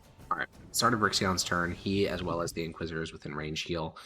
And clearly, this is not looking super great for you fellas. So I think Hyperion will cast Mass Healing Word, and then he's leaving.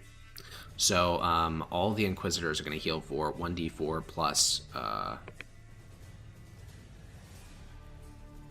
1d4 plus 4, or no, sorry, plus 5, and then that can heal 6 creatures. So I guess he'll heal himself, he'll heal the Inquisitors, and just one of the random ass soldiers as well.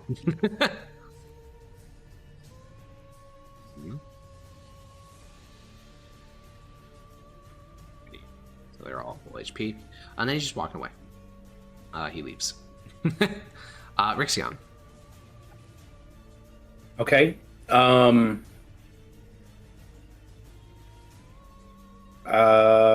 don't know how hard these guys hit, so I probably shouldn't do that. Pretty hard.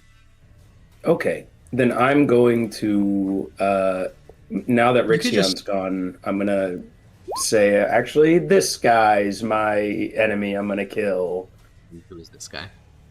The guy right below me. This guy. You point at that random Inquisitor that you don't know the name of and mark him for death.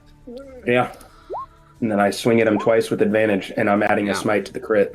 It hit. What kind of smite should I be adding to this crit? I guess 8th level smite. I don't have that. A 4th level, though. Well, remember, you do always have your sorcerer shit. I do. And I will probably add... This fucking character's so complicated. I don't remember how to play him. You made it. I regret nothing. Okay, so on the crit, yeah. I'm adding a 4th level smite, and I am... What is a smite? Is a D8. So I am going to just post it in chat, so if I fuck up, someone can follow along. Yep. As a reaction, I can increase the damage die of the D8 for, and each time I raise it 1 dice level, I lose 1 con point. Yes. So I'm going to raise it from a D8, 1, 2, 3, to a... Yeah, just fuck it, to a D20. Let's just nuke this guy. So that is minus 3 points of con. The best way to mark this is to go to the cog wheel and then like temporarily reduce the con rather than adjust the actual number. So at like the top middle, you just do minus 3. Oh my God. So then how do I do this damage? So the way you do this, you just roll the attack normally. Okay. And I don't add the smite yet. Yeah, just roll a normal attack. Now, a smite is normally 2d8, right? It is. Okay, so now this is going to be 4d20. It's not 4. I think it is... It's doubled for the because the smite is a level 1, right? Does it increase the dice when you do it higher level? Oh, it does, of course, yeah. That is what it does. So you're doing it at 4th level, so it'd be 4 dice, so now it's 8d20. Let me double check, because I feel... It's 5 dice, because a level 1 smite is 2d8. Okay. Sure. So it's... Then it doubles to 10, so 10d20. 10d20. All right, let's see it. I forgot how insane Rixion was. Yeah, I mean, you swing this attack forward, and similar to that one time you fought a wizard outside of Flamium, you swing your weapon, and the entire courtyard fills with like white light as you deal over 100 radiant damage in a single attack. I mean, he does have resistance, to be clear, but I think with all the extra damage in there, you should roll the rest of the attack. He did roll the rest of the attack. That the is second attack, I think. Oh, the second attack. Sure. I didn't see the second attack as well if you want. But that the first attack almost 136. That's higher than the last time. It is higher than the last time. He does have resistance though, so you swing this attack, and it's a devastating blow. But this Inquisitor, this warrior of the Empire who served for decades, similar to any judge, he's still on his 2 feet. He's bloodied as all fuck, but and that kills him. He like just barely he's fucking dripping blood from his mouth. He's like trying to lift his weapon to swing at you, and just as he like kind of starts to rise off his knees, how does Rixion finish him off? I spit on the ground as he's like on his one knee, and then I just drive it down in between his in the back of his head. Yeah, Primius kind of offended that he didn't just die there. Primius, you fought with literally the strongest paladins in the Empire. As far as you know, you are the strongest paladin in the Empire. That is the most radiant damage you've ever seen dealt. Ever. You get why Rixion has... I mean, you've seen him fight before, but it's been years. He's like a nightmare. God, I fucking forgot how ridiculous his numbers were. Okay, well, they're attacking Galerius because these guys don't know how a fucking barbarian works. They just keep stabbing him and more blood keeps coming out, so they think he's gonna die. Little do they know. So yeah, I mean, he's failed all of his death saves. The second Galerius's rage ends, he is gonna die. Like he is just coated with blood. His skin is like ashen white. But yeah, he's just fighting still. Okay, this is gonna be really annoying to you, but this Inquisitor is gonna go like this, which never actually leaves Primius's range, and then he's gonna cast Revivify. That's his action. He brings him back. And then bonus action, he's going to float his spiritual weapon closer. In fact, all of them are going to float closer. I think the one of the dead guy goes away. Oh, you're right. Yeah. The one that I killed. Because he died. Yeah. 3 and 4. I think only the first one I moved was in range, actually. Oh, no, wait. We keep forgetting to roll concentration checks for They're not concentration. Oh, yeah, those are... I learned this during a campaign called Broken Bones and Bodies, because holy fuck, it annoyed me that it wasn't concentration, but it's not. This hits Rixion. The first one was against Primius. Rixion, you take 8 force damage from that. Yeah, this guy just woke up, so he can't act. The other 2 Inquisitors, they will... I mean, yeah, they're just going to try to kill you, straight up. Mace of Office, it's 1 hit against Primius, but I think that's enough. 14 damage. I am down. Yep. And the other one's gonna you could just try to stun Rixion. Do you know if your aura applies if you're unconscious? Let me put it in chat. Oh, also that guy takes 4 damage. 4 damage, yeah. Didn't we say that the aura doesn't matter because... No, it does still matter. It's just that no, you still get his charisma modifier. It just doesn't like multiply, is what I was saying. Oh yeah, you must be conscious to grant this bonus. Okay, cool. So Rixion, you're just making a straight con save against the DC. Sorry, straight whiz save against the DC 15. Let's see if he can. Oh, bless is also gone. True, and that actually impacts Galerius' sheet as well. What am I doing? A rolling wisdom? Wisdom save, yeah. Just with your... Oh my god. Paladins are impossible to fail. They just can't fail. It's freaking insane. Oh my god. That's fucking wild. Okay. Yeah, I mean, Galerius, he's... You know what Galerius is. He's just swinging. He's just unfucking killable, and he's just swinging. Why are these modifiers? Rolls so bad. This is crazy. These are some of the worst rolls I think I've ever gotten in D&D. Just rolling Galerius' sheet. Yeah, the archers, I mean, you guys are too close for them to shoot, and Galerius is literally surrounded on all sides by troops, so you know, it is what it is. I mean, the Triarii are going to keep stabbing him or whatever. I'm just going to roll a whiz save to see if they can just tell, like, what's even happening. No, they have no fucking... They think they're killing him. Primius, make a death saving throw. That's a saving throw. Yeah. That's a pass. Rixion. It is your turn. Goodbye, Mantle, but hello, Aura Vitality. And then you have 2d6 HP. As a bonus action, yeah, you heal him for 2d6. Cool. That is your entire turn, except for... That's fine. Yeah, of course, but just letting you know. Okay, yeah, so no Mantle, but now Vitality, so I'll just remove the swords. Yeah. I will say... Again? I mean, it could happen, just because of the turn order. Rixion, from your position, you can see Galerius every round. He is getting stabbed like 12 times, so he's been stabbed like 30 times, and he's not even like damaging them. So he's like dead, right? But if I heal him, is he not dead? Because he's in the zone. Yes. Okay. Yes, which is insane. But yes, that is how it works. He literally cannot die. Unless his rage ends. And then when his rage ends, if his health is above 0, he doesn't die. I mean, he's within insane. 30 feet. Yeah, but it's a bonus action. He healed you. Yeah, it's only one person? Yeah, choose one creature. Nice. Alrighty. Yeah, I mean, I already rolled a whiz save to see if they could figure it out. They didn't. The Inquisitors here... Okay, the super injured one is just going to action disengage and leave. This is not... this is not worth it. The other 3... It's a spiritual weapon angle. Clearly, you're the one keeping the cause alive, so we're going to get 3 spiritual weapons against you. Miss. That's fucking brutal. Fuck it. They're using all their remaining Flames of Faith. So all 3 of them are using the exact same ability. So just make 3 dexterity saving throws. They're tapped out for 2 of them because they've already used it before. So you... pass. So let's just roll some damage here. So it already rolled. So 16 reduced by half is 8, reduced by half is 8, and then not reduced by half is the full 16. So you take a total he passed. He passed 2 of them, failed 1. I'm next to him. Oh, you're conscious again. You're right. Okay, so you take 24 radiant damage, Rixion. Okay. Okay, cool. Galerius, I mean, you know how it be. Yo!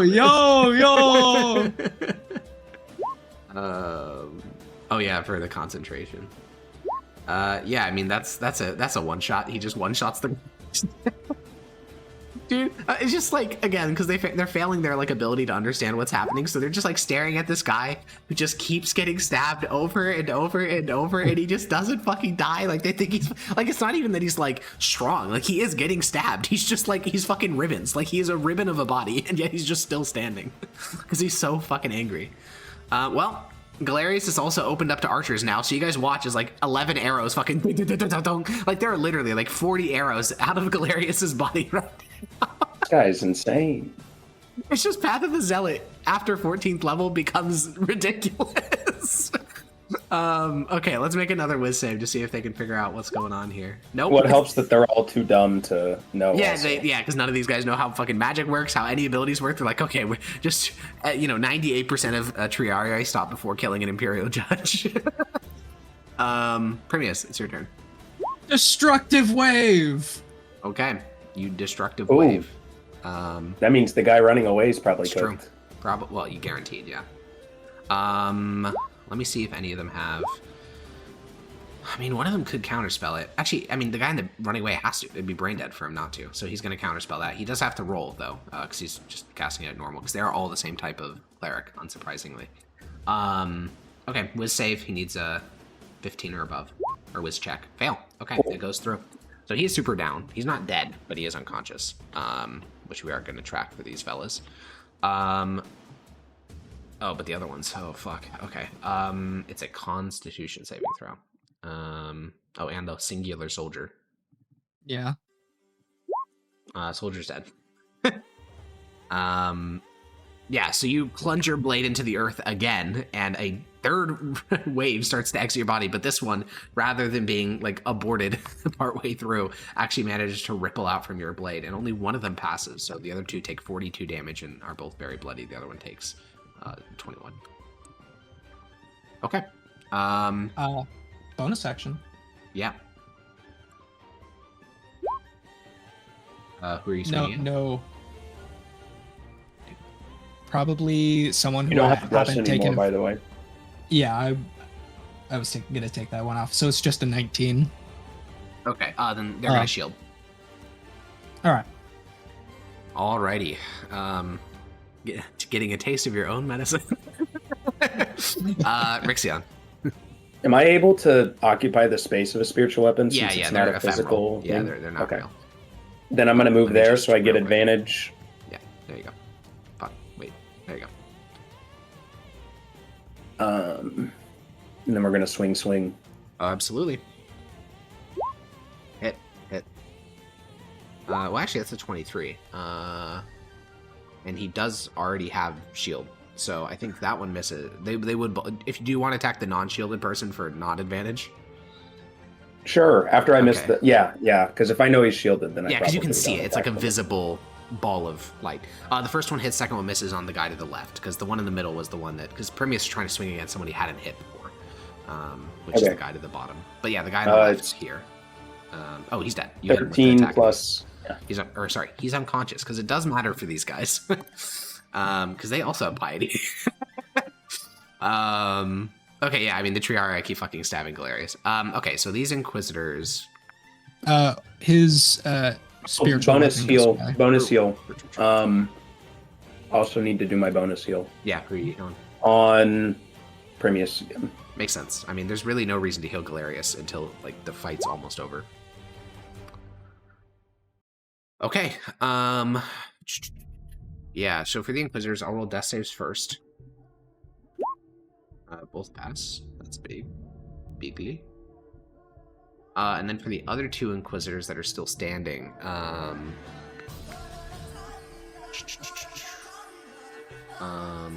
howdy, Chowder. But yeah, for the other two that are still standing, they used up their Flame of Faith. They used up their Word of Condemnation. At this point, this is what we call a mace angle. They mason. They do be mason. So they need advantage here. So I think this guy will just take the opportunity attack from Primius. That hits. I'm gonna 4th level smite it. Jesus Christ. Fun fact, that is uncounterspellable. Because it just happens. I don't think you can counterspell Divine Smite. No, I don't think it's a spell. No, I know, that's what I was saying. No, it's not. Yeah, it's just interesting because it's a way to spend spell slots that can't be countered. Okay, again, resistance to Radiant, but the rest of it goes through in full. So 35 damage, so he is bloodied. And now both of them are about to beat the ever-living fuck out of Rixion, hopefully. These are at advantage, 3 hits. Bing. What is... I think only the crit's gonna hit because I'm gonna shield. Okay, yeah, only the crit hits. So you take, just from the crit, I'm doing math in my head right now, which is not smart, 26 damage. So what is that, a 13 con save? Yeah. But you do get, Blake's modifier. Oh, doesn't matter, that's a fail. No. Goodbye, Aura Vitality. Wait, do I have Warcaster? Hold on. I don't think you do. I don't think you did. I don't think so. Yeah. You were not a big spellcaster when you played Rixion. You just smited everything. Yeah, I just sucked my con and smited. Wait, I just realized something about Galerius. He doesn't even care about opportunity attacks anymore. He just can't fucking die. You're just gonna walk away from them and walk up behind this Inquisitor. He just takes like 5 opportunity attacks. He gets shot by fucking 30 more arrows, and he just swings down the axe at advantage. Dude, is there a strategy to like cut his leg off? I mean, you could try doing that to Path of the Zealots, but then you're doing like called shots and stuff, and it's very hard. For player characters, the way to avoid a Path of the Zealot is you stun them for literally 1 turn, and then they're rage ends. Okay. But, you know, they don't know how it works. So anyways, this guy's down and fails 2 death saves, this Inquisitor in front of him. As Galerius just like swings into his chest with the second attack. Okay, so the archers now can fully see Galerius. I will say, they could almost see Rixion. But, I mean, let's make a whiz save at this point. I mean, the entire formation is, like, fucked. Okay. They see the golden path. They realize that Galerius is literally fucking unkillable. So we're going to get every single archer targeting Rixion. Okay. I do have shield up. Yeah, so I think only 20s hit you, right? No, it's +5, so... 19s or 20s hit. So these are both a disadvantage. So those all miss. But then we have 3, 4, 5, 9, 12, 16, 20, 23, 26. So only 19s or 20s hit here. 1, 2. 1, 2. 2. 12 damage as 2 arrows. So a massive volley of arrows fly towards you and only 2 of them hit. Cool. Yeah, the spearmen, I mean, I'll be honest. Let's make one more risk save for that. Can they put 2? They're like, we're so close. We could take him out. they run behind him. They start stabbing him with spear. Like, there's no blood in him anymore. Like, he is dead. The only thing keeping him going is the magic of Aurelian soul pulsing through his veins. There's no blood in his body. All of his flesh is like stabbed to fucking ribbons. He looks more zombie than man. Primius, what are you doing? I'm gonna start off with a Dawn Blade. Sure. Against who? The guy below me. That misses. All right. Well, Sag. I will instead beat the shit out of him. Actually, wait. No, it doesn't matter because that advantage shield does nothing here. Yeah, they both hit.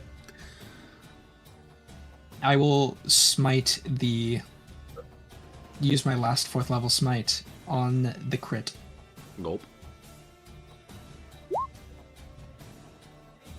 So he's unconscious. With 2 failed save. That's a big number. That's a really big number. That's up there with the Rixion smite. I mean, it's not quite there, but it is up there for sure. That is goddamn. Oh my god.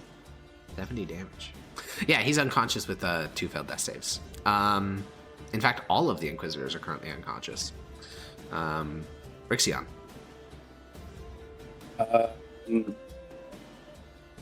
I feel like we don't want to execute because of the potential revivify. I mean, that happens but I also...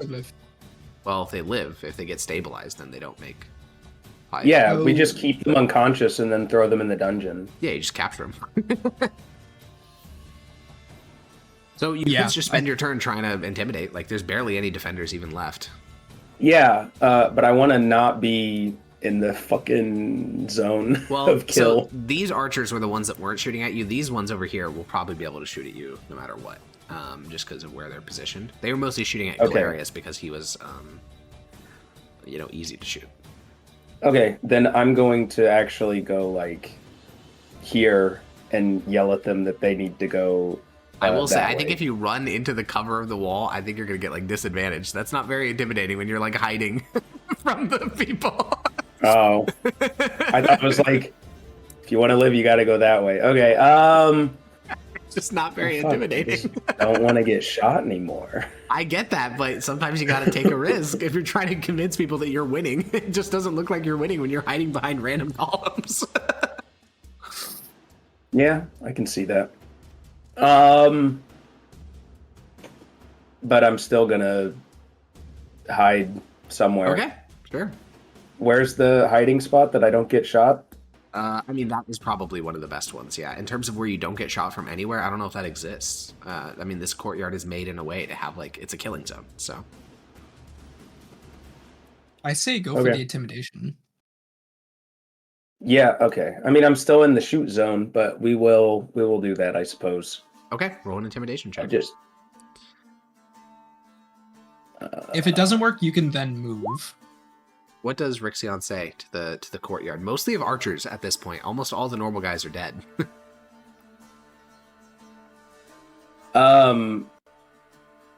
Basically, like, you think we don't know how to get up there? All your bodyguards are gone. You're next. Okay. Flat wisdom. Up before they only needed to get half of what you did, but they don't have. Hyperion's gone. All the Inquisitors are unconscious, so if they get a 15 or lower, they fail. That's a fail. The archers break. Technically, this will be over the course of the next round, but they will all, like, retreat. You know, there are other. This is not the only place to defend in the Department of Faith. Like, they have other kill zones they can draw back to, so they will save their arrows for another day. Later today. Probably fight you again. And yeah, the last couple of spearmen, I think, like, one of them will just kind of, like, push his spear slowly into Galerius as Galerius is just hacking apart a body. And I think that just like the sight of Galerius not even caring, just like tearing apart an Inquisitor, I think that'll be enough for the remaining men to just drop their spears. They're like, I don't know, how do I kill him? Like, it's just, they don't know what to do. Yeah, those 3 men will drop their spears, and Galerius will not spare them. You don't even like really get much time to do stuff. Like, you guys are, I think, Rixion, you're like just trying to stabilize the Inquisitors as you watch Galerius just spin around and like slit open their throats. And mission economy doesn't matter too much here, because again, he kind of can't die. I would say that Primius should give him 1 HP before the rage ends. How can he do that? So doesn't he have any lay on hands left? Probably. Yeah, I think lay on hands for healing, doesn't it come in batches of 5? Yeah. No, that's only if you're... No, you can do single hit points. The batches of 5 is to heal a disease or something. Oh, okay. Sure. Yeah, you can heal him for 1 hit point, and when his rage ends... oh, you guys are stabilizing the Inquisitors, right? Yeah, I am. Through what method? Do I have spare the dying? I don't. Okay. So I guess, yeah, medicine checks. Yeah, I think then you and Primius will probably need to be spending some time doing that as Galerius slaughters the surrendering soldiers. Yeah. Obviously, I'm tying them up. Sure. I mean, yeah. Just in case. Sure. Yeah, you guys, well, wait, are you medicine checking or are you tying them up? We should medicine check because they only have like a couple rounds before they're dead. Yeah, I'll do medicine checks. Okay. Because then they're stabilized and it takes them how many hours to wake up usually? 1d4. Okay. Yeah. Yeah. You guys can stabilize them since 2 of you are working on it. And also, 50% chance. I'm sure there's technically a scenario where one of them wakes up, but that's not a particularly hard encounter. And yeah, you heal them all up, and then Galerius will just kind of sit down on the barricade. And as you heal him for 1 life, a lot like the 50 different stab wounds, 40 different arrow wounds, all of them kind of heal up ever so slightly. And as the combat ends and allies come like bursting into the courtyard, the sentry that was waiting for the all clear, Galerius is just going to start picking arrows out of his body. And he'll glance at you all, or the 2 of you. Can't believe Hyperion got away. He will not get away entirely. The Department of Faith isn't very large. And the sentry that follows you guys will start to enter into the courtyard. They'll start picking up and tossing aside bodies, and the centurion that leads the force will glance at the 3 of you, very injured. And the centurion will say, Lord Judges, are you all right? Fine. A tough battle, but we're okay. All right. Well, the legate ordered us to secure this courtyard, and then when we were ready to proceed inward, take as much time as you need to recover before following us.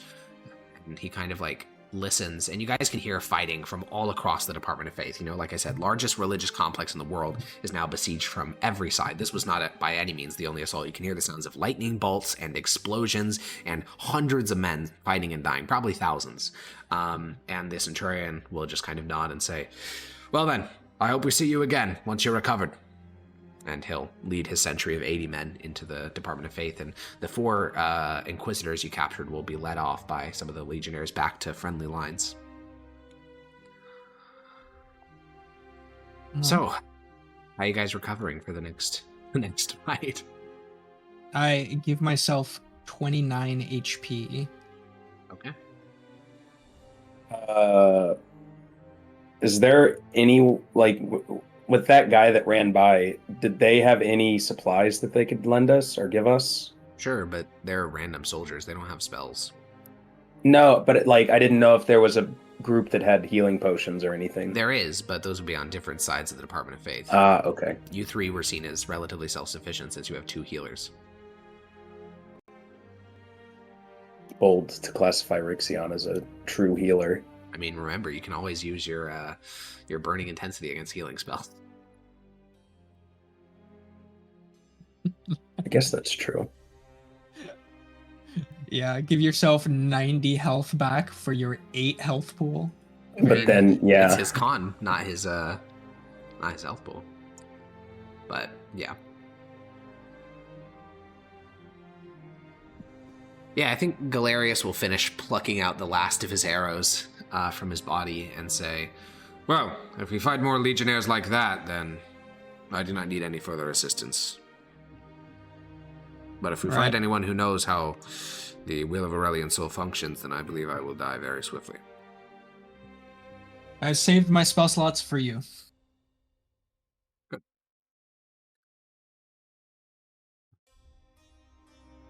All right. Are we ready? Is that the brunt of it, we think? What do we think is up next? Galerius will shrug. Perhaps Rixion again, or sorry, Father Hyperion again, perhaps other Inquisitors. I noticed that we did not see any proconsuls or other... we also saw no Mothers of the Faith, Mother Dulcian, or other high-ranking officials. There was only 5 spellcasters. There were rumored to be hundreds inside of the department. They may be elsewhere, but... Distinctly possible. Also, we're no longer alone. We evade from the Legion, so we can pick our battles. Galerius will hop down from the wall, and he'll kind of twirl around one of the arrows that was in his shoulder and glance at Rixion. Well, you're all right. You took almost as many arrows as I did. I've been better. I think I need to figure out something before we go to the next fight. All right, then.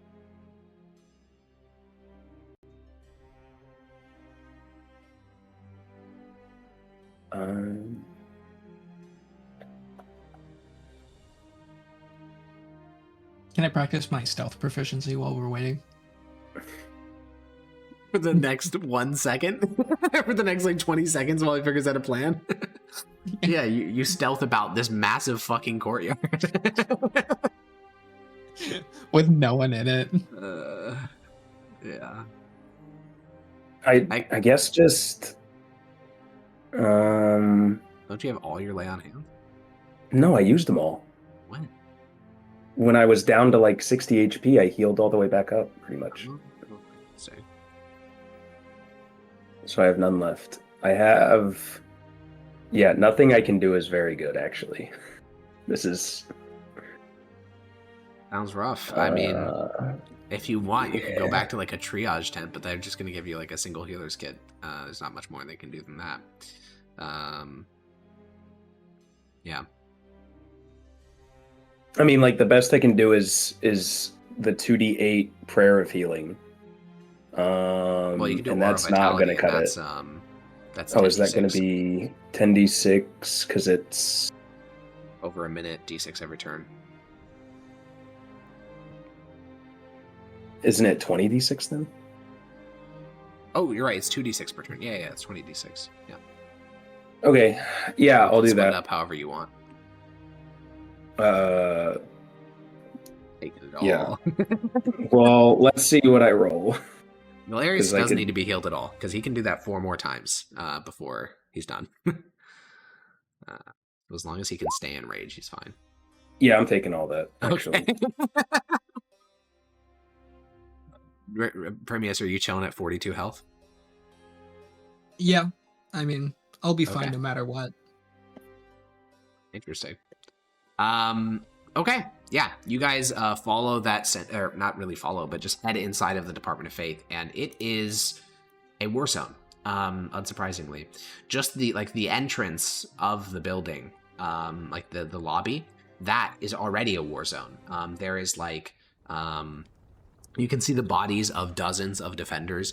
Like I said, the defenders come from various different places. Some of these are mercenaries. Some of these are just people who believe in the cause of the Department of Faith. Other ones are members of the local legion, like the City Watch, which is also the First Legion, who decided to join with the cause. There are also, of course, the many employees of the Department of Faith who also joined because the alternative is dying.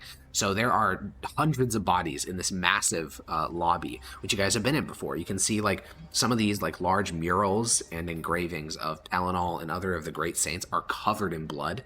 Some of them are like scarred, and the attack seems to be going very well.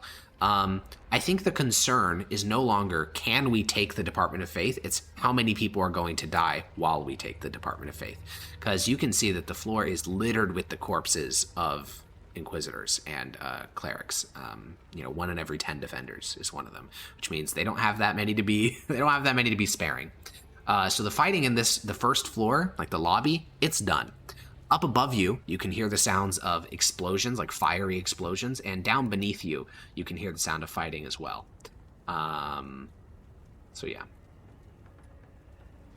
Where do you want to go?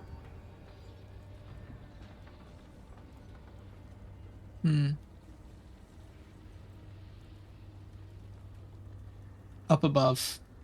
Okay. You guys head up the stairs. This is where Lars Ignia's office used to be.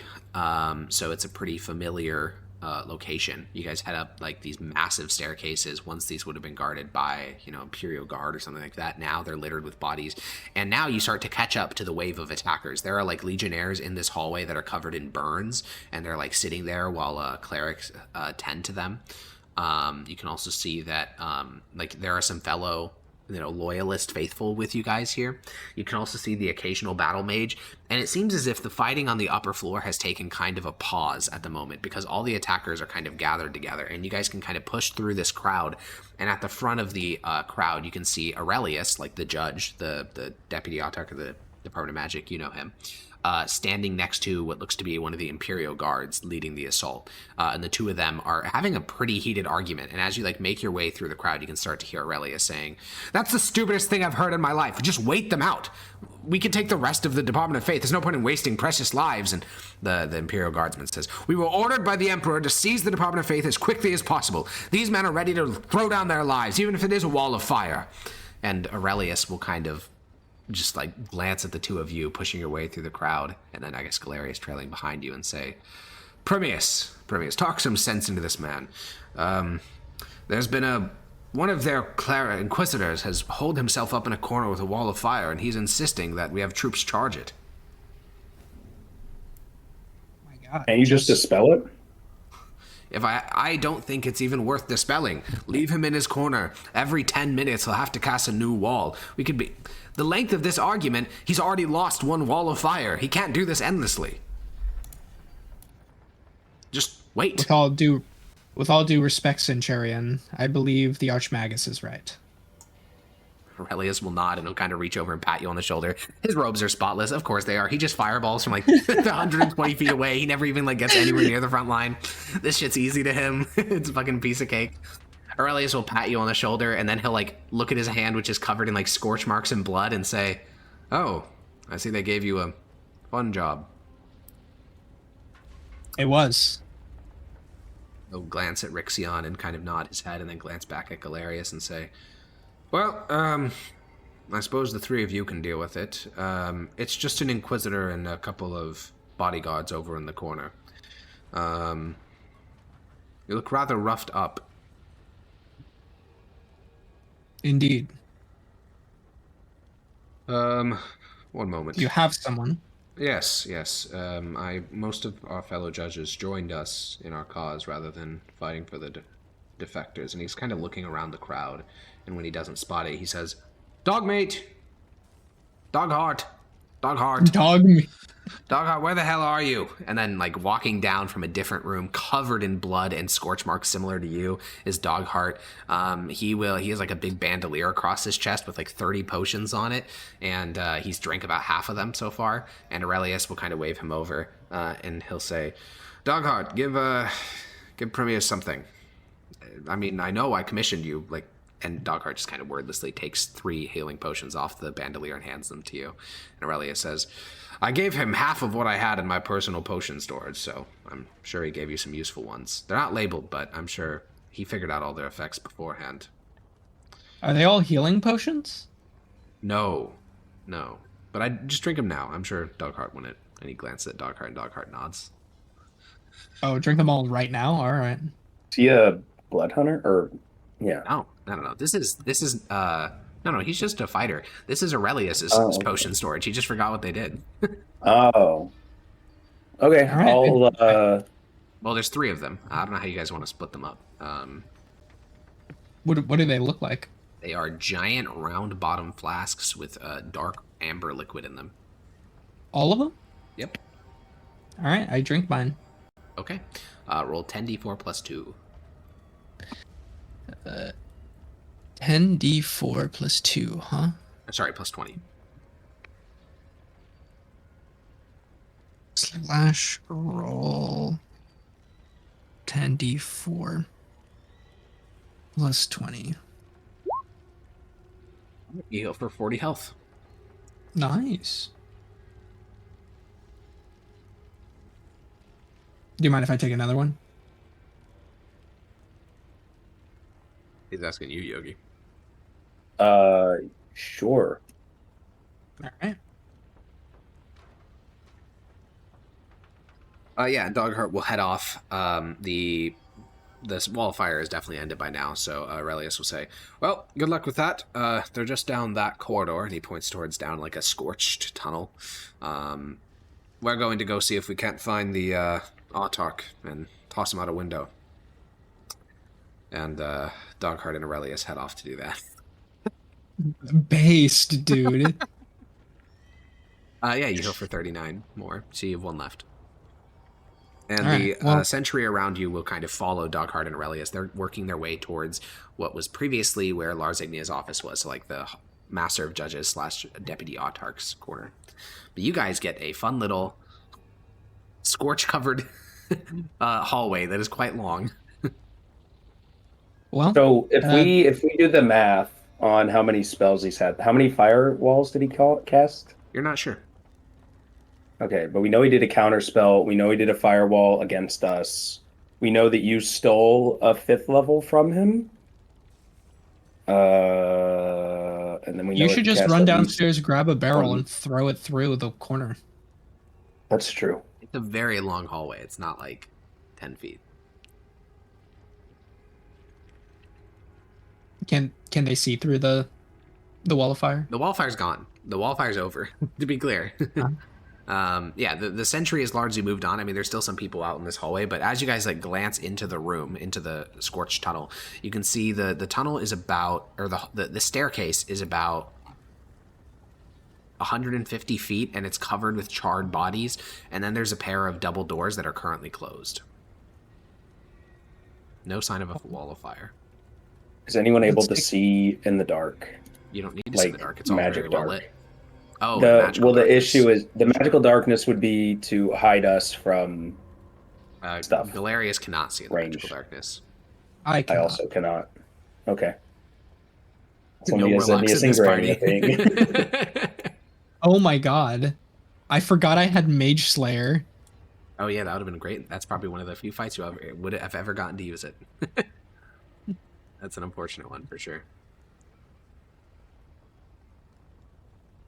All right. We slowly walk through the hallway. Interesting. Is your health correct on your token for you? For me, 121. Yeah. Yeah. Okay. Cool. That's it's not for me, but that's all that doesn't really matter. Okay. Cool. Yeah. This corridor is stained with blood. I think Galerius will kind of, as he's walking alongside you, say, "I believe I should go first, since I cannot die." Yeah. To pick his way forward, and he'll step over the corpses mostly because he assumes they're friendly, which means they deserve some respect. And as he nears the door, he'll kind of glance back at you all. He'll just kind of hold the handle. Yeah, I'll get ready, ignite the blade. All right, well, for the Emperor. And he'll rage and then open up the door, and we'll roll into initiative.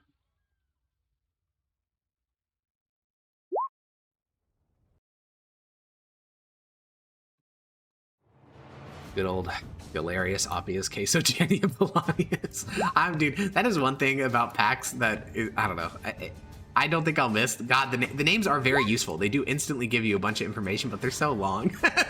Like everyone you guys meet has like 5 fucking names. Those, especially in the early part of the campaign, every introduction would be like so long because every player character would say like 6 different names. Oh man.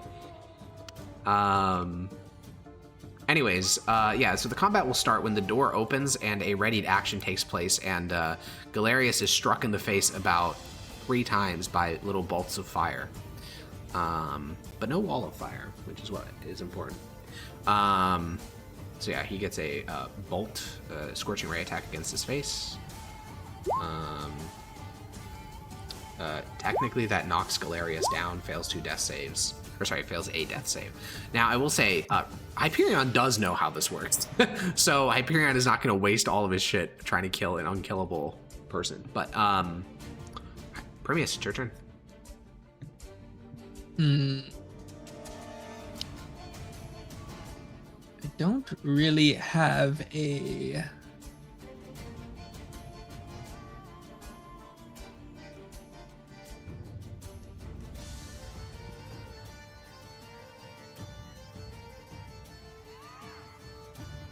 What are you thinking?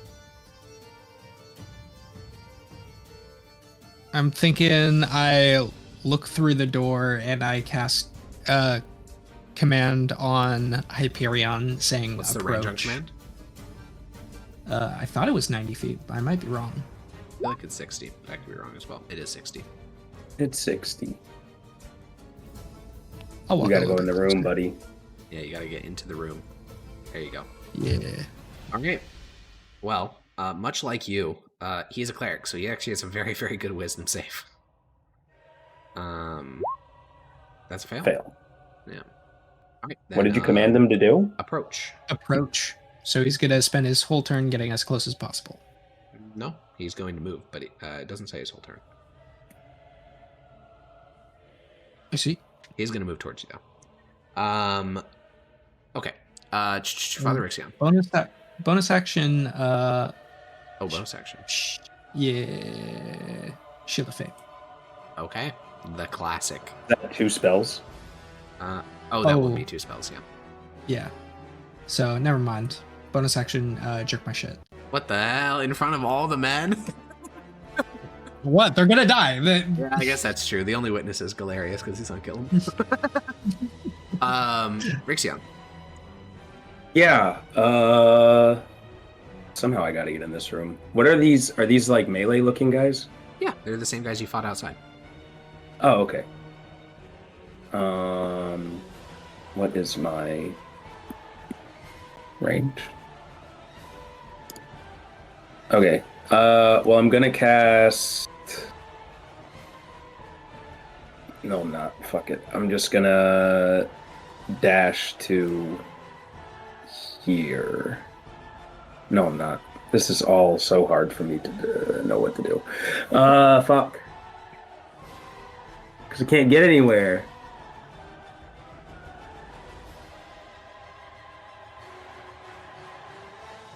Real thing. It doesn't do any good to fear anyone. Oh, yeah, your Oath of Conquest? No, he has the Oath of Conquest. I have the Abjure Enemy. Oh, your Oath of Vengeance. I see. I always forget Primius' Oath of Conquest because he plays so differently than Rush did. Rush was like always using his fear shit, but... Oh yeah, he was Primius, always like, trying to has- kill people with his aura because it Yeah. just to fucking aura max. Yeah, you did fight a lot of low HP enemies as well, which helped a lot with the... Yeah. Also, I keep running into like things that are just immune to like being afraid. It's Like true. we You do fought be fighting a lot of supernatural These entities. guys are not immune to like being afraid, constructs though. and like fae and like beasts of Atlias. If there is a time that they won't be immune, it's this fight. It's true. They are just human beings. They are just guys. But I will. I guess I'm going to. Fuck, man. I guess I'm just gonna run in. Okay. We'll just be here. Okay. Yeah, you do that. I will say Rixion has healed up since your last encounter with him. Hyperion. Yeah, Hyperion. Whoops. Actually, one second. I'm gonna refresh because all the health totals are fucked for me right But yeah, on his turn, he is definitely going to, as his bonus action, begin to swing the Blessed Censer. So he has to basically refresh that every turn with his bonus action. So he starts that. So within 10 feet, bonus and, all the shit. He also did, his spell slots obviously don't reset. So I think what he's going to do as you guys enter is he's going to fling. He has to walk forward. Oh, yeah. Sorry. Movement. As much as he can. Yeah, 30 feet. So he moves forward 30 feet. Then he is going to Wall of Fire. It's just such a simple spell, and in this case is quite useful because you are standing in a line. So he will do a Wall of Fire pointed outward, obviously. And both of you have to make dexterity saving throws or take 5d8 damage. We're in each other's range. Let's go. You are, yeah. Fail, I think. Well, it's +3. What's your charisma? Mine is +4. Oh, I think okay, that's so it's an 18. I do think an 18 passes. Let me double check his spell save DC. Yeah, an 18 does pass. So you both take 12 fire damage. 12 fire damage. Nice. And he also gets some temp HP. Yippee. Cool. So that's his action, bonus action, sensor, movement. Yep, he's good. All right, now the fellas. All my fellas, in fact. They are going to... Oh, no, the music is fucked. Everything's fucked, dude. Okay, it's fixed now. All right, so these guys are going to move forward. Wait, this is actually such a fucking BM tactic. It's kind of funny. They just physically block you from leaving the Wall of Fire. And they can't even attack you because they can't fucking see you, but they just... Such a fucking wacky tactic. That's so interesting. I mean, Galerius has to do this, so because he will literally fucking die if he can't hit someone. So what Galerius is going to do is he's just going to jump. He's going to make an athletics check. He needs a 15 or higher on this to pass. He does get advantage because he's raging. That was a 20-foot high. Oh no! Oh, this guy. I thought you meant. Yeah, no, he's just running through the wall. He's not going. Yeah, he's just absorbing all the fire damage. Yeah. So he dies technically midair by taking damage from the thing, as well as opportunity attacks. So he is dead, but he doesn't care. So he just lands on the far side and he swings twice. He's not blessed, so I'm not going to do Great Weapon Master. So he just swings normally. Both hit. And just dead. He just kills one and then kills another. He just kills two of them as he just leaps through the flames. Oh god, fucking Galerius. Okay, cool. Primius.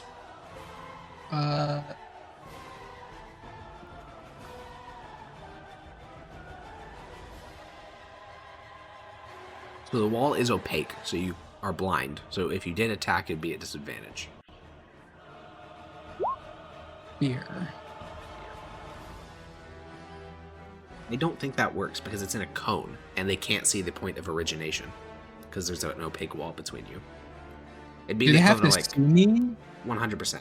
I mean, okay, think about this, right? Let's say you're inside of a locked room, and then there's enemies on a far side of a wall. My understanding is that cones don't work there, because the cone hits the wall and then stops traveling, which is what a Wall of Fire functions as. Oh, okay. I was mistaken, because I thought it's oh, you can move through it, therefore. I mean, you can, but yeah, it's opaque, and nothing, other things that travel through it burn up. So if you get to the far side of the wall, obviously that works completely fine. But I don't think that works through the Wall of Fire, just because you can't. Oh yeah, if a creature ends its turn in a place it doesn't have line of sight of you, which means line of sight is a core component of the fear ability, which is I thought it was. Okay. You can do the Galerius thing. He just did a long jump, which involves running 10 feet and then strength check, or in this case, athletics. Am I allowed to do that? Back up and then jump? You can't take any opportunity attacks because they can't see you. Oh, that's right. Until you get through the wall, in which case, yeah. You will take fire damage on the way, but he just tanked it.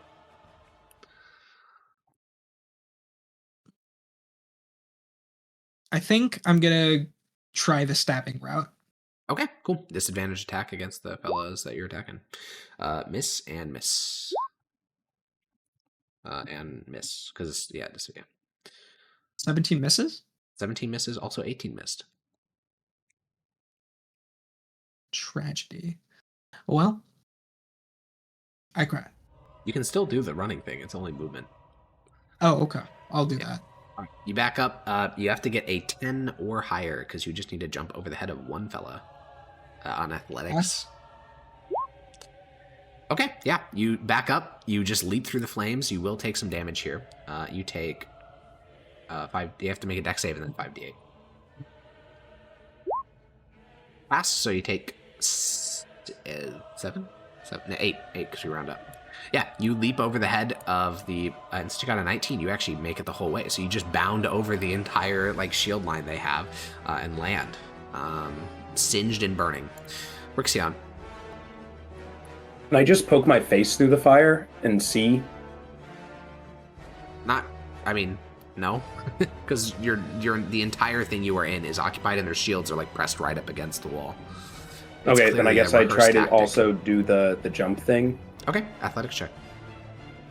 Has to be a 15 or higher, since you have to go a little bit further than... I'm not really even trying to land, so I don't care where I land. I just want to get over the shield wall. Sure, 15 or higher. Okay. Okay. Where do you want to land, on the right of Primius or on the left of Galerius? I want to Misty Step right behind this guy. Oh, I see. You leap up into the air, mid-air, bonus action, Misty Step. Yeah, and then attack him. Miss. Yeah. And then I take damage. Yeah, so make a dex save for when you went through the firewall. That's a fail, I think. Was it 15 a fail? Because I would have been... You would not have been within 10 feet of Primius when you went through the wall. That's You would have been in this square. So you take 23 fire damage, and then when you enter Hyperion's range, you take 5 radiant damage. So 28 total? Yeah. Okay. All right. Hyperion is going to... I mean, there's 3 of you. I don't really know who he concentrates on.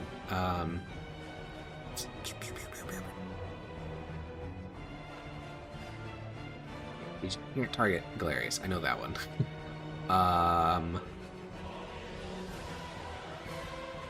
He just targets Rixion, probably. I think, so first of all, bonus action, sensor, blah, blah, blah, he heals. Then action, Lair of Judgment, which I know he hasn't used yet. So make a dexterity saving throw for Rixion and Primius, because you're both within 15 feet of him. Dexterity? Fail on Rixion, yeah, dexterity. And a pass on you, and, oh, it already went through. So, Rixion, you take 14. Primius, you take 7. More importantly, though, you're both blinded. Or, sorry, Primius is not. Rixion, you are blinded. Because you fell. Okay, cool. That's his action. Bonus action. Okay, cool. He's done. Yeah, you guys just leapt over their entire fucking strat. So now they're just going the good old stabby route. It's really funny that we said we're going to wait for him to use all his wall of fires, and he put up a wall of fire with a guard, and we said, we won't wait him out anymore. We'll just jump around it. By the way, I'm totally going to die. I didn't think this through. Yeah, I mean, I will say, the second that Galerius raged, he was going to go in no matter what. But yeah, I mean, you guys could have waited, but who knows.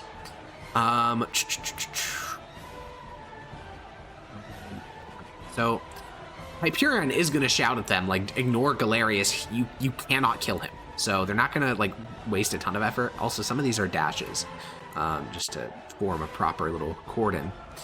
But yeah, I mean, I'm not even going to bother rolling the attacks against Galerius because it is actually a waste of time. In terms of Primius, 3 people can attack you. They're not all at advantage because Galerius is guarding your flank. So this is 1 attack against Primius. This next one, so 18, 21, 20. Oh, and then that guy would also attack you, so 14. So I think that's only no hits, actually, right? No hits. Okay.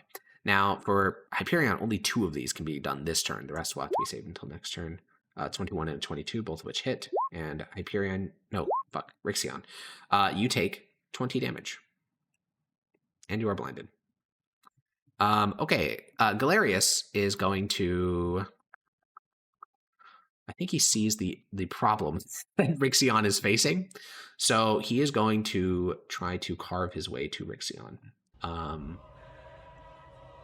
What is the best way to do that? I think it starts with swinging at the guy above Primius. 18 does not hit. I don't know why I rolled that. There's no reason to have advantage. So second attack hits. That guy's super dead. He explodes, basically. And then Galerius is going to move to here. And I think Primius, like Galerius, will look at you and say, "We have to help him." Surprisingly coherent for a raging barbarian. And Primius, it's your turn. Also, he just took like 6 opportunity attacks, but doesn't matter for him. Do you think it's a good idea to go there? That's what Galerius is trying to do. Yeah, he's trying to do like an inchworm over to Rixia. Yeah. Well, you can go through a space and yeah. You will take 3 opportunity attacks for doing that. I do not care. Based. 1 hit for 9 piercing damage. No, the other one's already attacked Galerius. Okay. Only got 3. So do you think... You do take 5 radiant by moving within range of him. All right.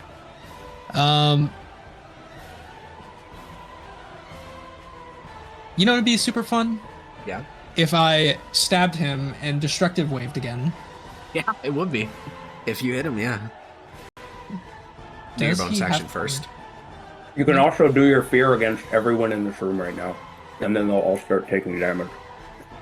I don't know if that's worth it though. They have such high health that it's. Also, the 3 people They'll that also be unable to get closer to you. They'll have 0 movement speed.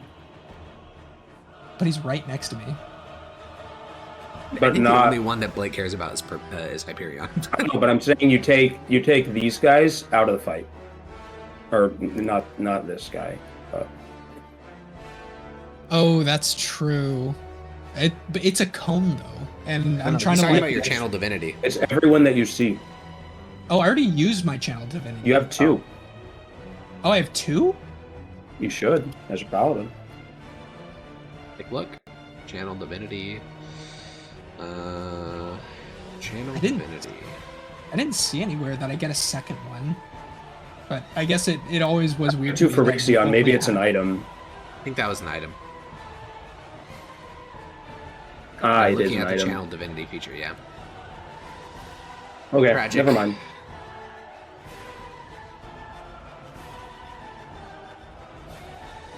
So what are you doing, Primius? I'm going to stab Rixion. You mean Hyperion? Hyperion. He will reaction shield. All right.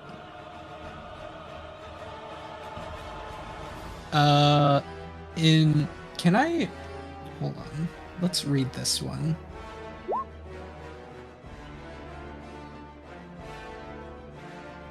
That is interesting. He reaction shields, then you react and attack him again. That does hit, even with shield. Alright, obviously the damage is not the big thing there. You steal a 4th level spell slot. Also, he has to make a concentration check at disadvantage. Yes. Yeah. And it's neutral because he has Warcaster, so... fail. Qualifier drops. Okay. So you still have your action. Also, since you took a 4th level spell slot, you know he doesn't have any 5th left. Yes. And what is Counterspell's a 3rd level spell? Yeah. Okay. I think I'll just turn around and do a big fear cone at the people behind me. Okay. Well, cones unfortunately are not super optimal for where you're at right now. So this is a 30-foot cone. Oh. Yeah. So it could hit like if cones are better when you're further away. Like yeah, you're right on that one. The most you can hit is I think these 5. Or no, these 6. Maybe I just hit the guy next to Hyperion, so to try and take some brunt off of. Well, he'll heal at the start of every turn that Hyperion is here. Right, but I could hit him. I could hit him twice with my flying tongue, which is a lot of damage. So I'm assuming I kill him. Okay. You also have advantage to hit Hyperion because flanking. Yeah, it's true. He does have shield up though. He does. Yeah.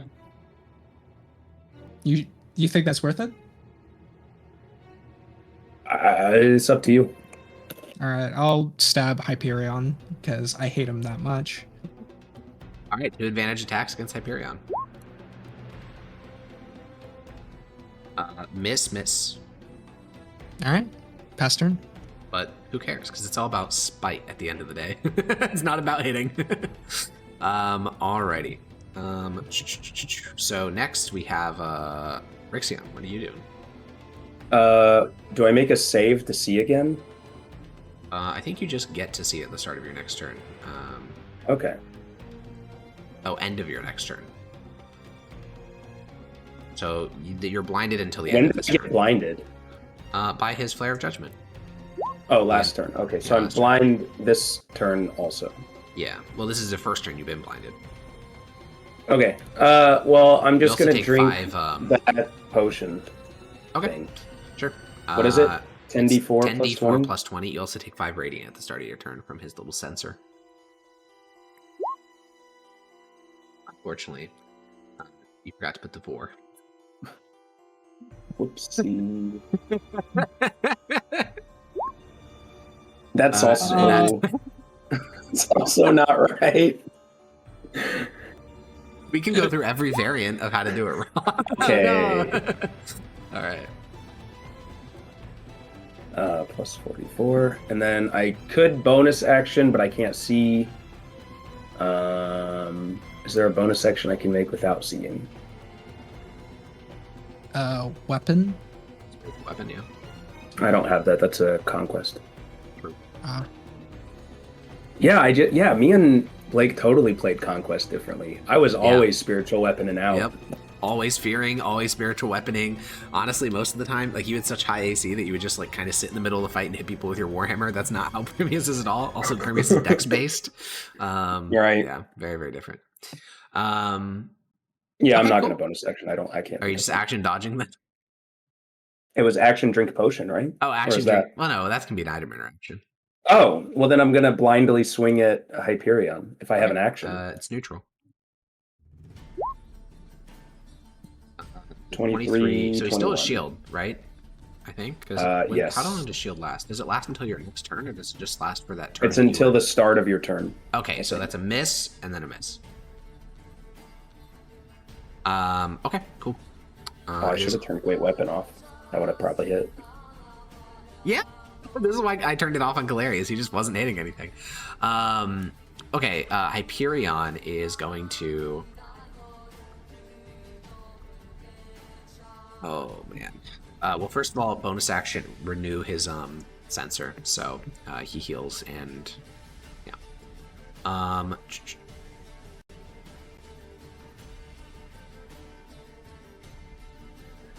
think he just moves here. And because Rixion is no longer blinded, you do get an opportunity attack. Is it advantage still? No, because I mean, actually, that's interesting. Huh. Oh, wait, no. Sorry, this is a misplay. He just moves this way because Primius doesn't have a reaction anymore. Because he used it on Mage Slayer. So he'll just walk over here through his ally. It's been okay, no, but I still used get it on your turn, so... no, I use it on his turn when he react. Oh, wait, no, you use it on your turn. Right. But yeah, you still get an opportunity attack. 28 hits, yeah. Takes 15. Yeah. So yeah, he goes out this way, 10, 15, 20, 25, 30. He moves up to here. Then he's going to Scorching Ray Primius 3 times. Hit. 2 hits.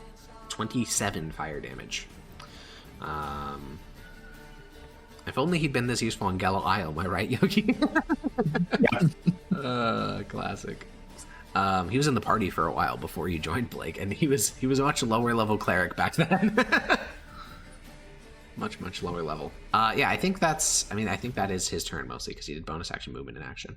Okay, so these fellas gotta do some stabbing. Hyperion is like screaming at the top of his lungs, "Don't attack the fucking barbarian!" So they won't.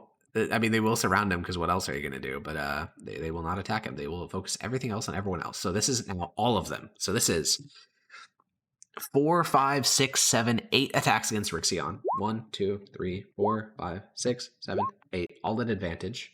So 1 hit, 2 hit. That's really bad for all advantage. And then you take that. So you take you're getting like stabbed from all sides, Rixion. You take 14 damage, and then Primius, you are taking these 2 are at advantage. No, these 4 are advantage. And that's it. So you get hit by 2 for 10 damage. Wow. Damn, you guys are fine. I mean, you won't be for long, but you are fine right now. Yeah, I think Galerius is going to target this fella. Miss. Hit. 14 doubled, 28, and then 12. Yeah, dead. And then Galerius will walk over there, step onto the body, slowly carving a path towards Rixion. Primius. He does take like 5 opportunity attacks doing that, but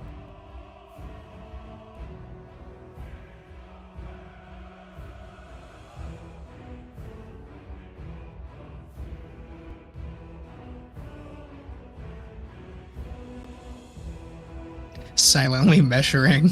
yeah. It costs 10 movement to move through Galerius, but you are allowed to do it.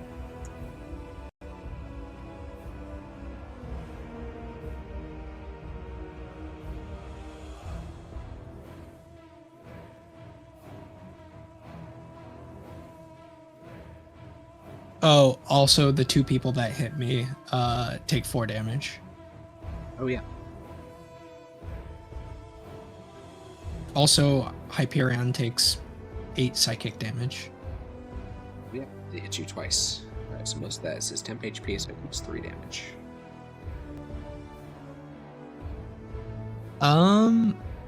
Yeah, this is a tough one. I think It is, yeah.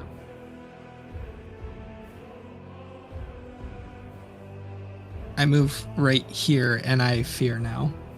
That would be 4 opportunity attacks. No, 5 actually. Okay. Is that also going to hit us?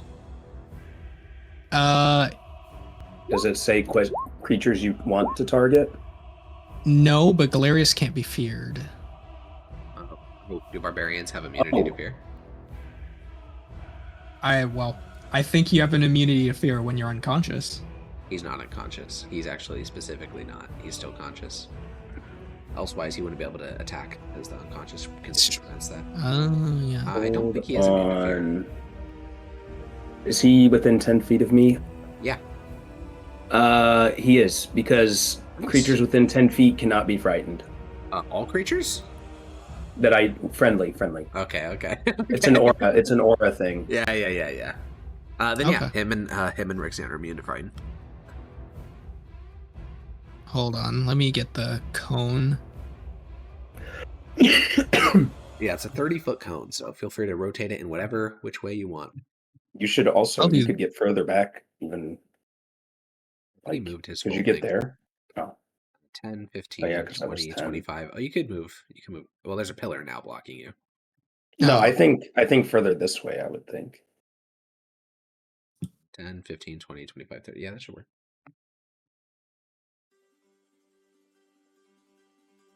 Okay. Is that just hold the one you want whenever you're satisfied? Let's do this one. Okay. So what type of save is it? Wisdom? I will put it in chat. Sure. Making one for all of them. That is all of them fail. So draw out the 30-foot thing. I'll mark them feared. Alrighty. That's a lot of feared fellas. And so I know they can't move closer to you. What is the Oath of Conquest like fear thing? Like they take damage if they're within something. If they're in his aura, they actually have 0 movement speed. What's his aura? I think it's 30 at his level. Did it not go up? No, that's at 18th level. Okay. So within 10 feet of you, they take damage and can't move. Okay, cool. What about this guy right here? He's kind of in it. I mean, I guess he is. It's on the borderline, but I will give it to you. And they must, because it's fear and not frightened, they have to dash away from him. Yeah. Okay, cool. Rixion.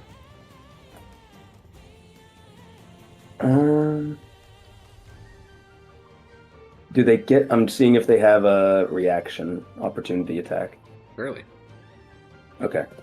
Me do they... and You also literally can't move right now. Right. Well, I can Misty Step. Well, that doesn't provoke opportunity, so No, it's true. you can just bounce out. I do want to see... Should I bounce right next to him again? That worked out so well last time. I had a plan and then I totally lost it. Oh no! Oh, yeah, I'm going to quicken haste myself. Okay. Quickened sorcery point haste myself, and then I think I get 3 attacks. 3 attacks, I think. 3 attacks, yeah.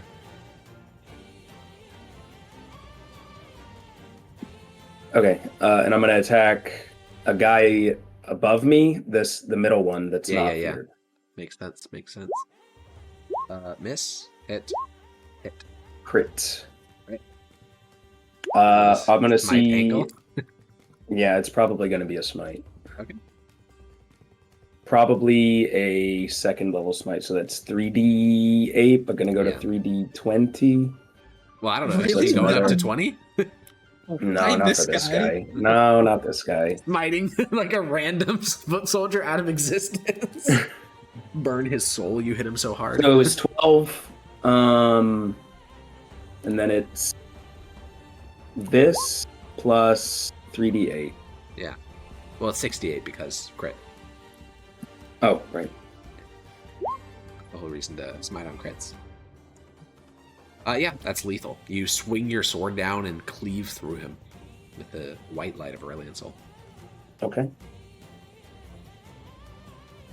And then the bonus action was already haste. Yep. So you're done? Yeah. Okay. Rixion heals with his Divine Sensor. Or not Rixion, fuck, Hyperion. I don't know why I keep mixing them up. They're not even, it's just because the father part. That's the only similarity. And the Eon. Oh, I guess that's true. Yeah. So he is going to move to here. And then he's just going to triple Scorching Ray onto Primius. 2 hits. And 2 Constitution saving throws for concentration.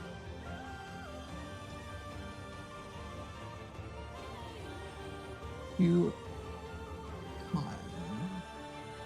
Saving throws or checks? Saving throws, they're concentration. Pass. Then I think actually, holy fuck, I'm sneezing, bro. I think he's fine. I think he's just gonna chill. All right, so these guys have to dash. They have no choice in the matter, so they will do that. So you do get an opportunity attack if you choose to use one, Rixion, against the first guy that moved. Can I just wait for the last guy? Sure.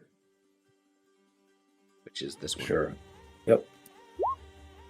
That hits. All right, you slash him in the back, and he runs away. And then these guys, yeah, they all kind of cluster on the far wall, cowering. Okay, Galerius. Yeah, I don't think that aura is going to apply unless you, like, follow them. Yeah, Galerius is just going to charge at Hyperion and swing twice. 21 hits, but Hyperion is going to reaction shield, because that would have hurt really fucking bad. Primius.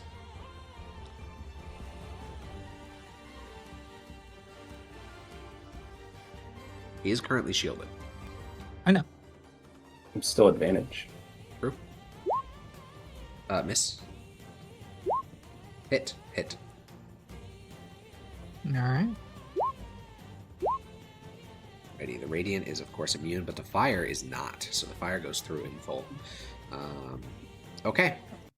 You walk up, you start to slice into Hyperion, and as you do so, you can tell that, like, you know, Hyperion, he's a cleric. He's a pretty powerful spellcaster. He has some magical items. He's not like a melee fighter. So he's probably not going to hold up for long unless something changes. Rixion. What does the paralyzed condition do? It's pretty bad. It basically prevents you from taking any action, essentially. Is it an automatic crit or is it advantage? Oh, I think it's just advantage.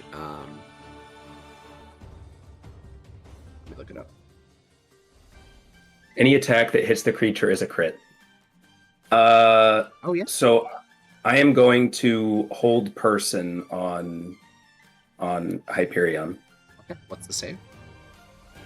Wisdom. Wait, what level is hold person? 3rd, but I can cast it at 4th. Well, you should pick what level you're going to cast it at. If I do it at just 3rd level. Okay, okay, respell it then. Okay. -1 reaction. But I forget how haste he can't works. counterspell it because he already shielded. Oh, you're right. Yeah, that's also a reaction. True. Good point. Oh, nice. So what's the save for hold person? Let me put it in chat. I think it'll just say. It certainly will. Wisdom. Oh, 12. That's Oh, crazy. It's such a good paralyzed. modifier. All right. He is held. Paralyzed. Okay.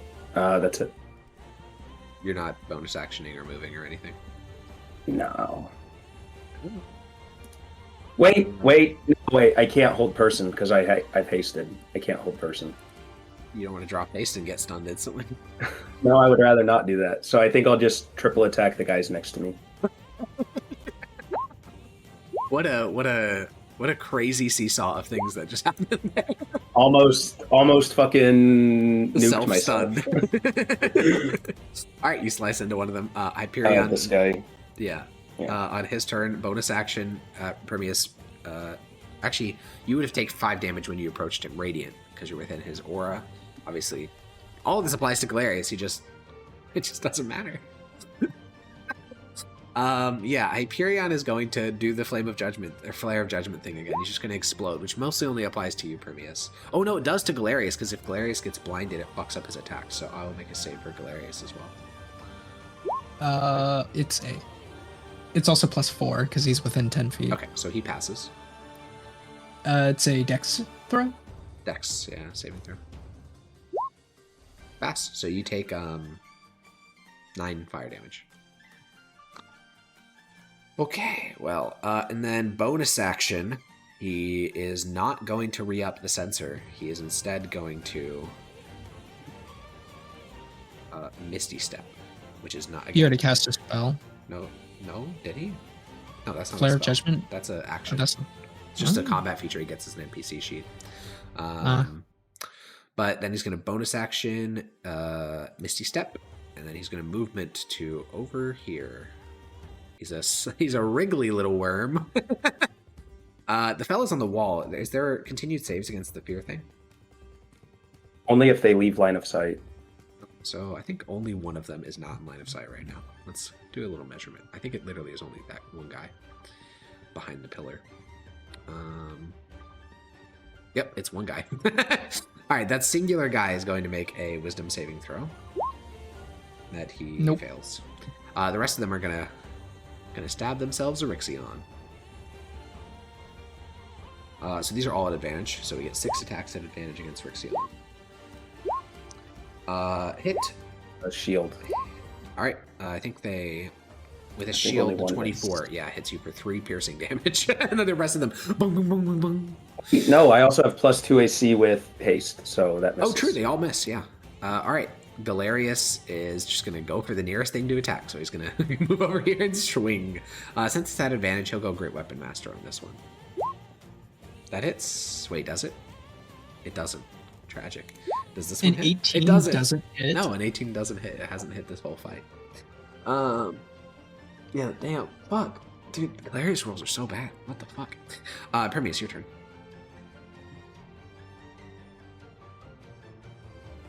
I want me another spell slot. So your action dashing? Oh, is that... Yeah, that's 40 feet. Oh my goodness. Yeah. Like I said, he's a wriggly little worm. All right, you action dash over. I stab him. Great, that hits, and you get a 3rd level spell slot. And now these 2 guys start taking damage and cannot dash away. When do they take damage? I think at the start of their turn. Cool. Rixion. They should also all dash away. I'm going to haste action disengage, run to here, up and around. I have double movement speed, so I can just get there. And bonus action, tell this man he's doomed using my channel divinity. Yeah. Where is it? Just so I can put it in chat. Boom. I have advantage. Yeah, you declare a vow of enmity against. And then I do my regular 2 hits. So yeah, you action with haste, disengage. Then you move. Then you bonus action. Then you action. Yeah, all works. It all works. Yeah, hit. He is officially bloodied. All right, his turn.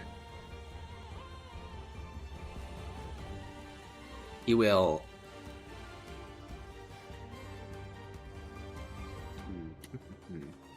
Running out of options. Oh, when you hit him, he will do Flame Rebuke. You take 5 damage. 5 fire damage. It's not a ton. But it then did force a con save. True. And he'll do 3 Scorching Rays onto Primius. I'm gonna hit him in response. Okay. The 27 hits, and you take 15 fire damage. I am down. You're down? You are down, and that ends whatever you were concentrating on, which was the fear. So the fear ends. So they are no longer frightened. Uh-oh. That is his... Oh, no. Bonus action. He's going to censor again. So the aura appears again. And Rixion, you take 5 damage. Radiant damage. No. You don't take that until the start of your turn. Don't subtract that yet. Yeah, because it's when you voluntarily enter it or you start your turn there, which you did neither, so. Alrighty. Well, these guys are no longer frightened, so they are going to start doing some stabbing. I think those 3 that are with Galerius will probably stay there, but the rest are all going to start working their way over to the Rixion. Okay, so all of those are going to be able to attack. I don't think this guy can attack, yeah. Okay, so it's only going to be 5 attacks on Rixion. Also, unfortunately... Oh, I should have had... No, actually, it would have been an opportunity attack. Maybe this will be for the best. Okay, 5 attacks on Rixion. I think that's only 1 hit? No. Oh, you have 18. Let's see. I think it's 20 because you 20. have haste. Yeah. It's only 1 hit. 3 piercing damage. Pass, yeah, you're fine. Okay. It's interesting because you guys are both like weak and also very strong in the sense of it's impossible to fucking kill you, but you also go down relatively easily. Rixion is also like way underleveled compared to Primius and probably this Zealot. Galerius, yes, this is true. He is lower. Oh, also, Rixion takes 8 psychic damage when he hit me. He did it. Hyperion. Oh, Hyperion. Yeah, Hyperion. Yeah. Cool. Galerius is going to move to there. The history books are going to say Rixion betrayed the Emperor because everybody mixes them up. Yeah, because everyone forgets fucks up his name.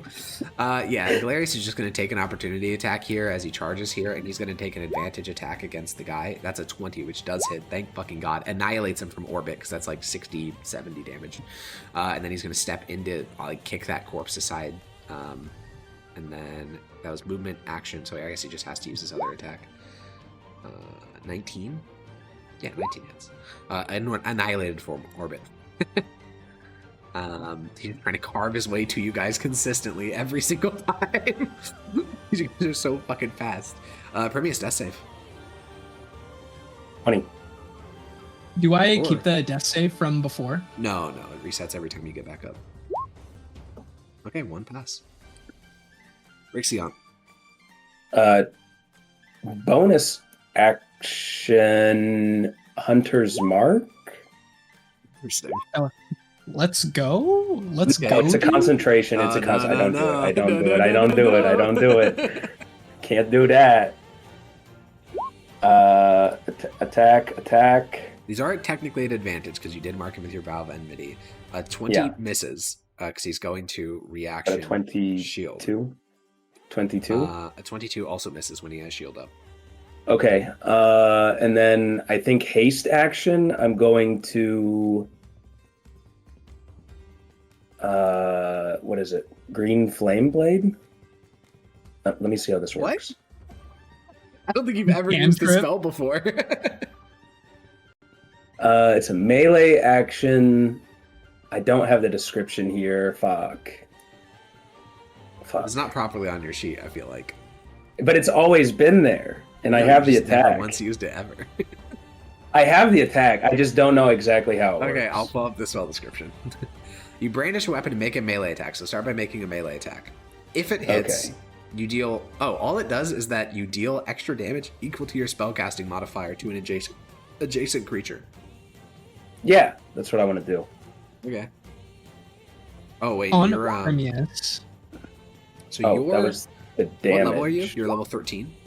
I'm level 13. That's a miss anyway. It doesn't matter. So none of this matters. Oh, man. All right. Hyperion is going to try to kill Primius. He's going to take out... Actually, no, he'll just Scorching Ray, because if he hits all three, and they are at advantage, because he's within melee. Yeah. 1, 2, 3. I think that's 2 failed saves, but 1 misses. So 2 failed saves on Primius. And then Hyperion heals from his... Does 1 hit count as 2? No, because it's not a melee attack.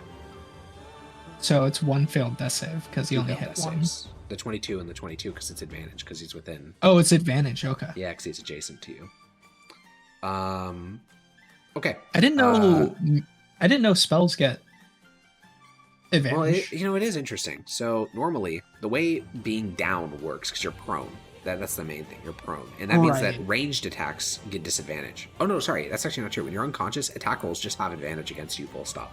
That is what a Scorching Ray is. It's okay. Yeah. That makes sense. Any attack that hits a creature is a critical hit if the attacker is within 5 feet, regardless of whether it's melee or not. So I was wrong on that. You are dead. Like dead. So it's time, Primius. Let's roll a D100. I'm going to tell you this now. There is a chance Primius is dead. Oh, no. Oh my goodness. It's a very small chance, but it does exist.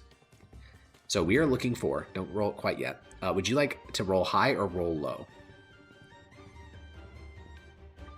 We'll roll low.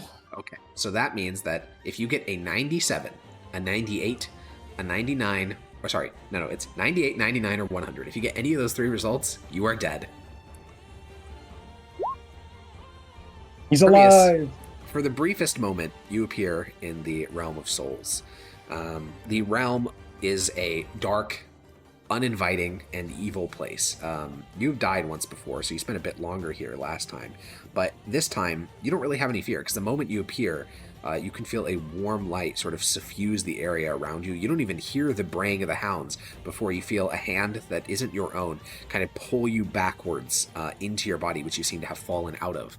And you restore all spell slots, all spent resources, and you are at half maximum HP as you receive a form of divine intervention. What is 153 divided by 2? That we ask calculators. That is 77, because we round up. And yeah, when you receive divine intervention, Primius, I think that is going to trigger a morale check amongst the soldiers. Not for Hyperion, but yeah. I think the soldiers, like, upon seeing you receive divine intervention, are gonna set down, like, or maybe not set down their arms. They'll just step back and be like, "Fuck."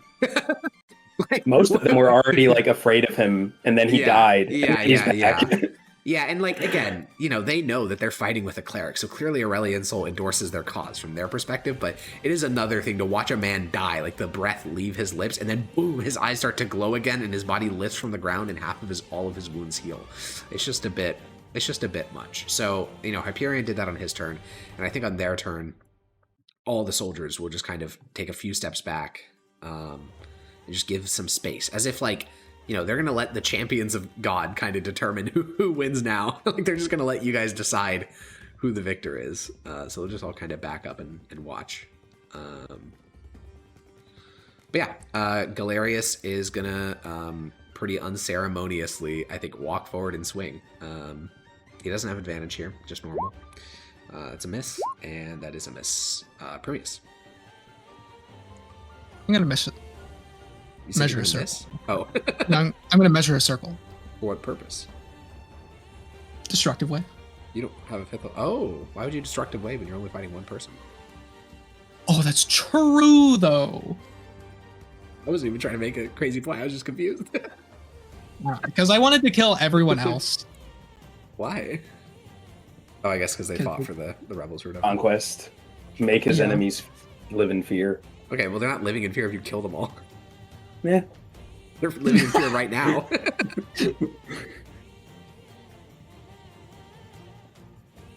Hit and hit and hit.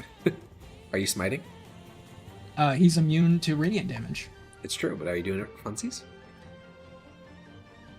Yeah. You got Which all one your are you spells smiting on back. for funsies? No, I'm kidding. Oh, okay. When the Dawnblade hits, you do get back a first level spell slot, because that's all he had left in the end. Well, Oh, you're already maxed out, so you get nothing. Yeah. Yeah. Well, All right. I smite to take it anyway. Sure, you smite with a first level spell just so you can steal a spell slot. Well, Primius, Father Hyperion, he doesn't look scared. He doesn't look, again, you, Rixion, and Hyperion all have very similar expressions right now, which is one of like utter and complete focus with total confidence you are in the moral right. And I think that's the face that like stares back at you as you manage to overpower his guard and finally worm your sword toward him. So what does it look like as Primius slays Father Hyperion? I think just one smite gets through, even though he's like immune. Yeah. It's the divine light that just cracks his skull. Yeah. The sword, Dawncleaver, swings down. This ancient blade of copper, something from a different age, manages to slip through his guard, which he's using his like little staff to ward off and his sensor to kind of keep you away. You swing the old copper weapon down and just split open his skull. And he does have a chance for intervention. It's just lower than yours, unfortunately, because you were doing it for, he's actually been brought back multiple times before, so he doesn't have as much piety stored up. So I will let Yogi roll this, and I'll just tell you this now. Roll a D100. The result needs to be a 40 or lower for him to receive divine intervention. Oh. I love clerics. You kill Father Hyperion. You watch as you split his skull open, and then his skull heals. He's back at half HP. He gets back all of his spell slots. Now, here's a question. Yeah. Does that reinvigorate his soldiers? That is interesting. Let's roll a wisdom check. 10 or above, they do. 10 or below, they don't. Oh, yeah, baby. We're so back. We've never been more back. That's our fucking god right there. Hell yeah. Dude, I love clerics. Just double After we go divine through intervention. all that, that must be fucking nuts to watch. One guy just the kills the entire other. room filling with white light in the span of like a couple of seconds. Oh man, so yeah, you pull your sword out of Hyperion's split open skull, and he just looks at you with that face of like serenity, He also met Aurelian Soul on the other side. That is weird, man. What does it mean? One guy dies, is brought back by the one god, kills the other guy, who is brought back by the same god. You need to keep stealing his spells, by the way. Yeah. He just got them all back. It's true. He got all of them back, his highest level ones. So I will swing. Sure.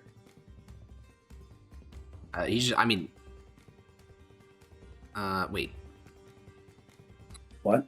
I'm thinking does he have a reaction? He should, right? Because it was him. He killed Primius. Then Primius came back. Then it was... Yeah, he has it. Yeah, because he didn't have to use it on Galerius. Yeah, he has a reaction. Okay, continue your attacks. Okay, so basically you're going to shield probably. Well, if it matters, Miss. yeah. 22. No, unfortunately, that's not advantage, right? Oh, because It you should Valve be. Enmity... Well, he died. What does Valve Enmity say? Because he was dead. You gain advantage until it drops to 0 hit points. Okay, Which he did. So I think it's just normal. I lost it. Okay. Well, then, He okay, did great. die. You Weapon did Master kill him. off. What the fuck? And then I'm going to make a Booming Blade attack. Okay. And I think that... Let me see... Do you how have this all these like Bladesinger spells? Yes. The whole campaign? That's crazy. You never once Because, used them. because they only work because they only let you do one attack, right? You can't get your extra Oh, attack sure, with them, sure, so it sure, only sure. works good when I'm hasted. I see. So I'm going to. I think this is the right one to click. Nope, Okay. that was just no. That's it to hit. Okay. 18 does not hit. Okay. Okay. Well, what a great turn it is to be Father. He's just going to use his highest level spell slot, frame 1, I think. He knows that you have the ability to steal them, so fuck it. He's going to call down Flame Strike. Upcasted to 6th level. That is interesting. Yeah, I think you can make that attack. He may reaction shield that, though. No need. It just misses. Okay, so yeah, this is an upcasted to 6th level Flame Strike. So it's a 10-foot radius, which I think there is a way to hit you guys and not him. Let's see. 10-foot radius. Well, there's a way to hit you and Rixion, which is all that really matters. So yeah, both of you guys make dexterity saving throws. You are getting your like crazy paladin fucking giga buffs. I also get advantage because haste, I believe. I don't know. So is that a 19, Blake, with advantage on Rixion's haste buff? I believe so. Okay. Both of you pass, and you will take.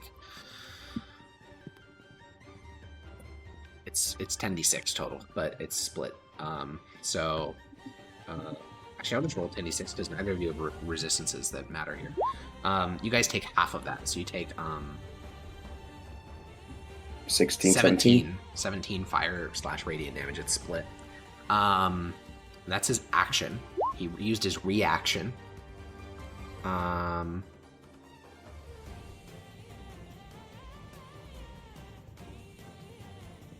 he didn't have to use his reaction, though.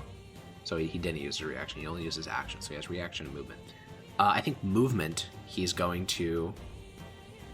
Oh, wait, this is great. Yeah, he'll just move, because Primius already did his opportunity attack. So only Rixion can opportunity attack him. Also, Galerius. Oh, true. Yeah, can't forget about Galerius. Galerius will remove his Great Weapon Master, because he doesn't have a miss. 20 does hit, and he's not going to shield that. Okay. It doesn't have the 10, weapon. it's Yeah, just 11. 11. Just the 11. Yeah. All right, and then I get 15 feet of movement, so I'm going to move there. Because of... some feature I've never heard of before. Yeah. Yep. Yes, sir. Yes, sir.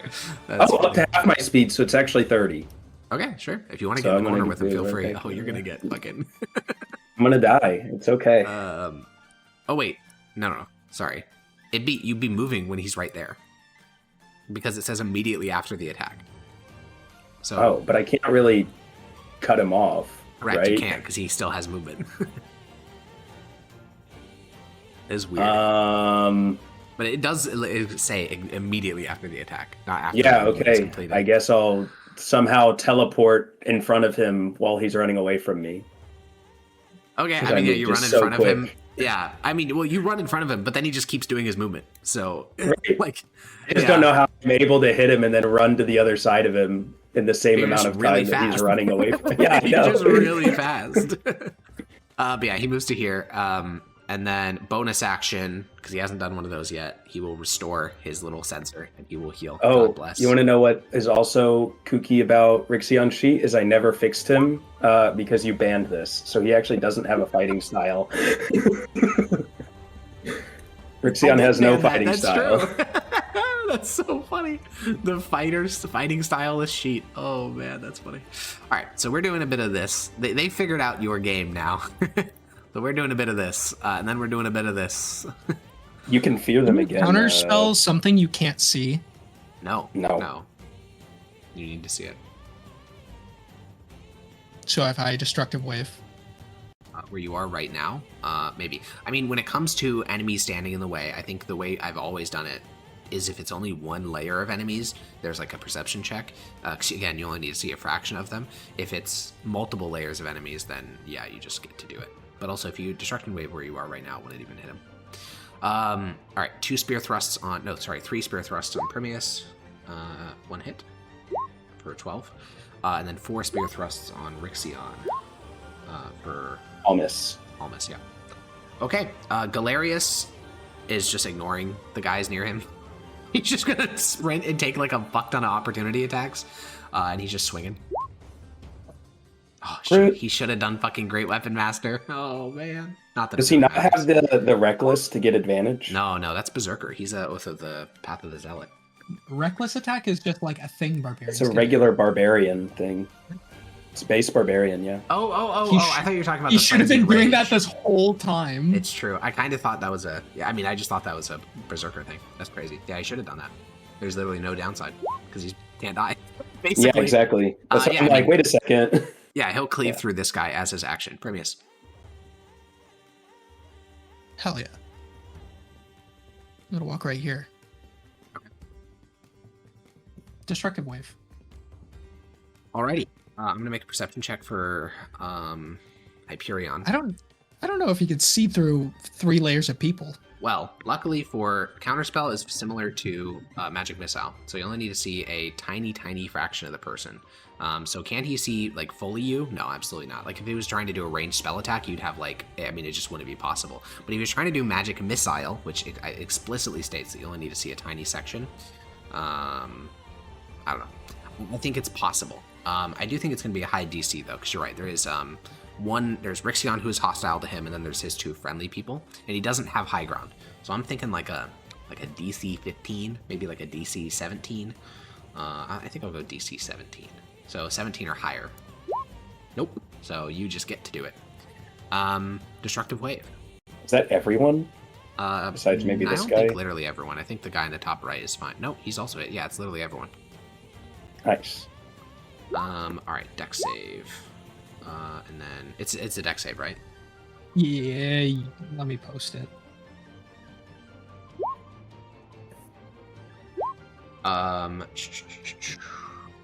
So yeah, they all fail. Rixion, Hyperion takes 20. The rest of them die. The rest of them die.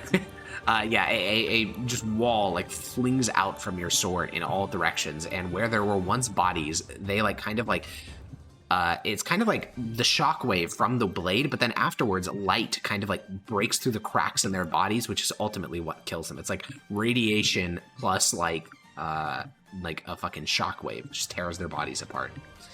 Also, he is prone. Sure. Oh wait. Yeah, and knocked prone. Cool.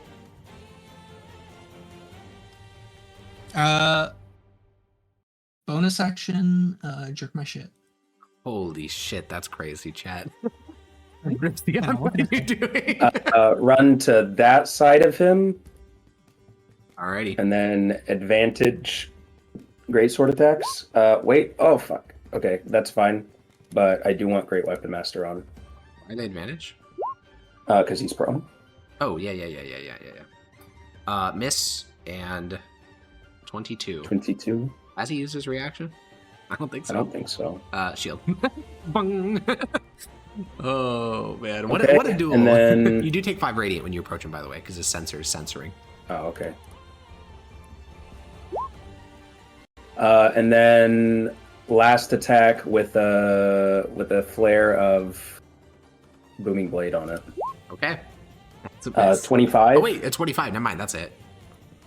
Okay, so that is looking at the 13. Disadvantage 23. Oh, yeah, you get the full thing because you're actually doing Great Weapon Master. True. How does Boom Blade work? Does it just deal 2 thunder damage? I think it's... So at 5th level, so if he moves 5 feet, he's going to take extra damage. We'll get there when we come to it. I don't think he's going to move.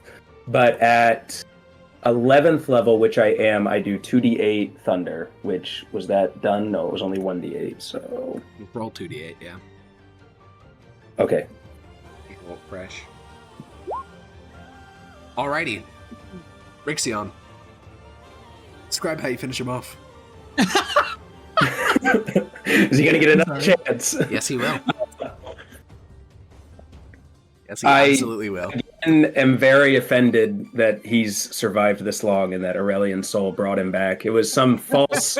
It's a false Aurelian Soul. He was secretly a demon worshiper. It has to be true. Yep, that makes sense to me. I knew it the whole time, especially when we were in those hunting lodges and he disagreed with me. I knew that he was evil. Yeah, when he said, I don't think we... No, well, actually, wasn't he the most, like, pro-killing guy? He was the if you try to assuage their beliefs into Aurelian soul, you're a heretic. Yeah. And I was like, let's do it anyway. Like he was the more like militant member of the faith. Yeah. But he's the demon worshiper. Yeah, he's the demon worshiper. Yeah. Okay, cool. Then you're angry. You're angry, and how do you finish him off? Well, it's the thunder damage that does it, right? So it's like I hit him, and then this strange vibrational sheath kind of like contorts his body and squishes it inwards. Yeah, his last noise is not some like heroic one-liner. It's just kind of the breath exiting his mouth, but it like his vocal cords are like vibrating from the sword, so it's like and it's like getting squeezed out as it's getting higher pitched as the last bit comes out. Now, Blake, roll a D100. A 12 or lower would be really funny. Okay. You plunge the sword into his chest, and for a moment, Rixion, you see his chest start to move, and you're like, no fucking way. And then he stays still. And 6 seconds later, Galerian's just gonna start collapsing. Do either of you have a heal you can give him? Well, I'm gonna be stunned at least one round. Oh yeah, true. Yeah. Primius, do you have any land hands left? A single? He has all of them because you're right. He has all of them. True. Yeah, so I will give him one. All right, you walk up and heal him for a single point, and he just sits on the ground. Galerius looks like he's a dead body. Like, he looks like he is a corpse. He has been hit for, over the course of these two combats, well over, like, 500 damage while at 1 HP. His body is shredded ruin. Yeah, it's disgusting. It's, like, vile that he's even alive. But yeah, Galerius will kind of put his weight fully on his sword and take a few deep breaths and glance at Rixion as he kind of shake off the stun. And Galerius says, "They were persistent." Too persistent. Too foolhardy. Was he? This proves that we are on the correct side, though. Aurelian Soul has blessed us. Was he resurrected? By a false version of Aurelian Soul, of course. I've heard of demons that can bear similar eye branding. Oh, I see. Out of character, this is such insane cope that they genuinely believe. Oh yeah, of course they do. What's the alternative? Galerius will kind of push himself up with his sword and say, "Well, we should go see if there's still resistance in the department." And he kind of coughs up a bit of not even blood, because like he's so drained that all it is like this kind of like ale, like bile. Can I take his heal item, whatever that was? Yes, the holy censer, the blessed censer of Saint Radovich is a holy artifact of the church, and yeah, you can totally pick it up. It's the only Tabrashan saint, actually. Does that mean out of combat you're just at full HP? Yes, it does. Pretty much. Yes, it absolutely does mean that. It's a very, very good magical item. Yeah, I would say. But knowing Rixion, he'll return it to.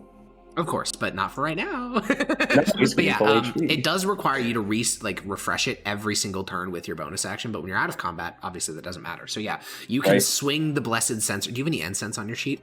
That's the only resource it expends, but it doesn't. Oh, I have no idea, but I'm sure that he has that. Yeah, probably. And if not, Galerius will certainly. So you guys put some incense sticks in the blessed censer and you close it, and you know the sort of soothing vapors from the censer kind of spread around you. I don't know if you guys know what a censer is. It's like a metal sphere that you put incense sticks in, burn them, and then the smoke kind of exits. I was thinking of some strange like James Bond tech. I don't know why, but no. But you swing around this like blessed little orb, the smoke kind of washing over your wounds, and soon you are all in the span of like, I mean, this would literally take like 5 minutes. It's a long time to heal you guys back up, but yeah, you swing the smoke and soon you guys are fully healed in a room just splattered with blood.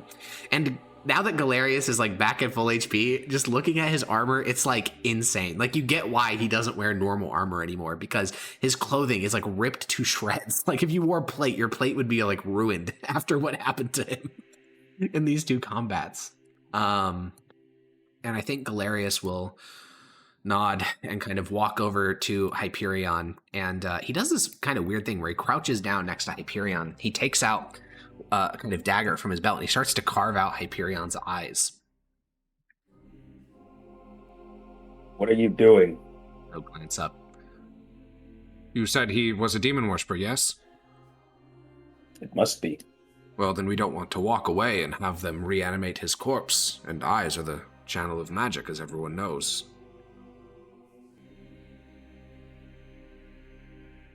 Agreed. Makes sense. He takes the 2 eyeballs and tosses them on the other side of the room. Well, there's a department to finish clearing. All right, let's do it. Yeah, the 3 of you trod down the stairs, and just the thought of, like, how many normal Legionnaires it would have taken to clear this room.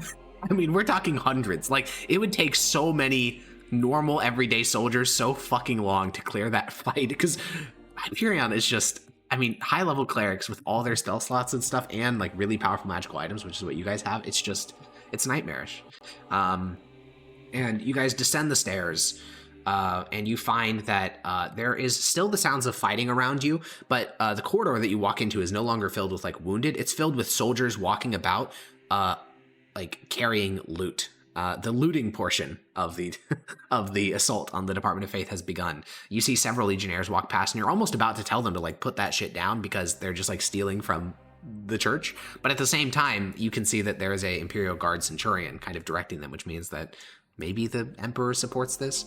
And where are you guys headed? The sounds of fighting that you can hear are very distant. It sounds like it's like little tiny wings of the Department of Faith rather than the main building itself. Was there any prime target besides like No, that'll happen later, Blake. What'd you ask, Yogi? Is there any other high-profile targets? I know that we got Hyperion. There are a couple. The high profile, so you guys could go up to where the Autarch's office is, because that's the head of the Department of Faith, and also the Arch Traitor, because he's the one that said he does not endorse Tullius for Emperor. So he's the #1 target. The Deputy Autarch is also pretty high up there. Also Father Hyperion, Mother Dulcion, any Inquisitor, because they're supposed to be loyal to the Emperor, not to the Church, not to the Department. They're not even loyal to the Church. They're loyal to the Department of Faith, of all things. So yeah, all those guys are on the list. But yeah, if you're looking for that, the best place to go to would be the Autarch's wing. That's where Aurelius was going, right? Yes, to go. I think we go there. Okay, cool. The 3 of you walk through the halls, and you can see that many of the employees of the Department of Faith surrendered in mass. You're not sure what triggered that, but you can see like prisoners being led past you. Most of them will not be executed. Most of them will just be sold into slavery, most likely. You can see that for Inquisitors, not one of them seems to have surrendered. Some of them were captured, but they're like beaten up and bruised and unconscious. They seem to try to fight to the death.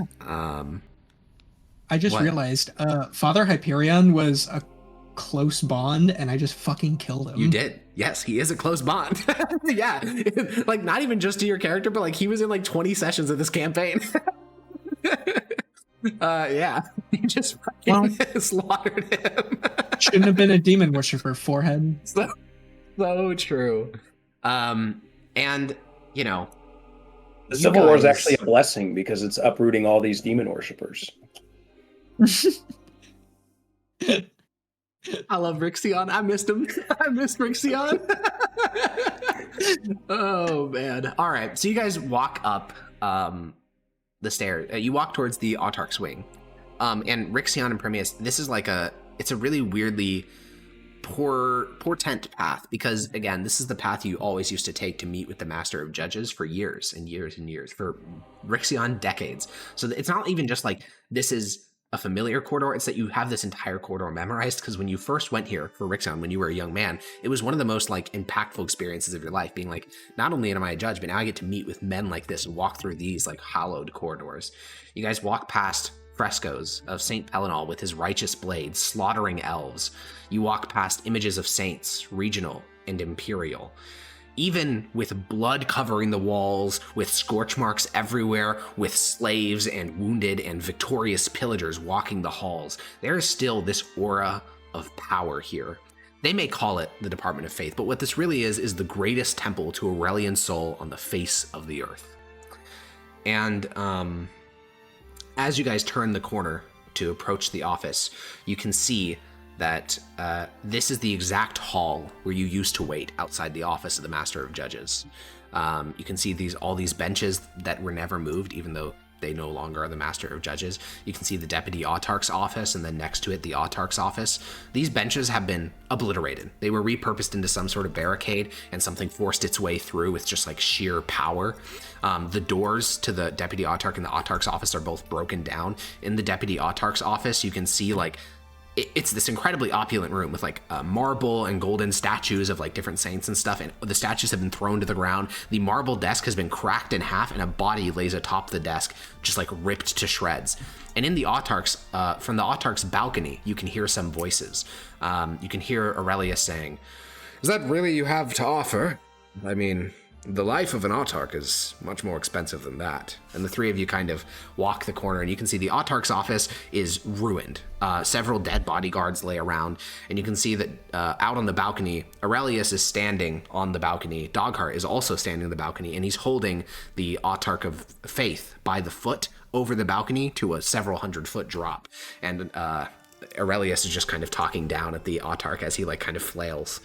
And as he's doing that, Dogheart will kind of glance over his shoulder and see you guys, and Aurelius will notice Dogheart look and then glance back at you all. "Oh, look at you. You look better." I'll nod. I've been blessed on this day. Good. Well, we were just wrapping up here. Anything else you have to offer for your life? The Autarch looks up at him, and clearly they were engaged in some sort of negotiation, but seeing three judges walk around the corner. I mean, technically Aurelius is a judge, but not really. He's more of a magus than anything else. But seeing the three of you walk around the corner, the Autarch just kind of looks up and shakes his head, and Aurelius shrugs and says, "Well then, say hello to the Emperor for me." And Dogheart drops him, and the Autarch plummets about 300 feet before he starts screaming. In the last 200 feet, he still screams, and then he splats against the ground below. The courtyard where he lands is currently being contested between what looks to be forces of clerics and advancing Imperial Guard. And I think Aurelius will glance back at you and say, the three of you, and say, "Well, there's no major threats left here in the Great Department. Nothing that needs all three of your attention. But there are lots of forces hiding in various corners of the Great Department of Faith, so if you wanted to run around and hunt them down, I'm sure individually you'd be more than sufficient to deal with them." It would be my pleasure. "Oh, and Primius, could you do a side task for me while you're going about?" Of course. "Some of the most fabled artifacts of the Saints are located in the archive down below. I want to make sure that no excited Imperial Guardsmen pillage them. If you could go deal with that." Of course. Excellent. And Aurelius will kind of dust off his hands. He has nothing on him. Dogheart is coated in the blood of all the men that they killed on their way here. And Aurelius will extend a hand to you, Rixion. "A pleasure working with you again. Last time we fought together was in the Galentine War." Is he that old? He is. Or He's is like he 60 as old something. as I am? Yeah, Okay. he's up there.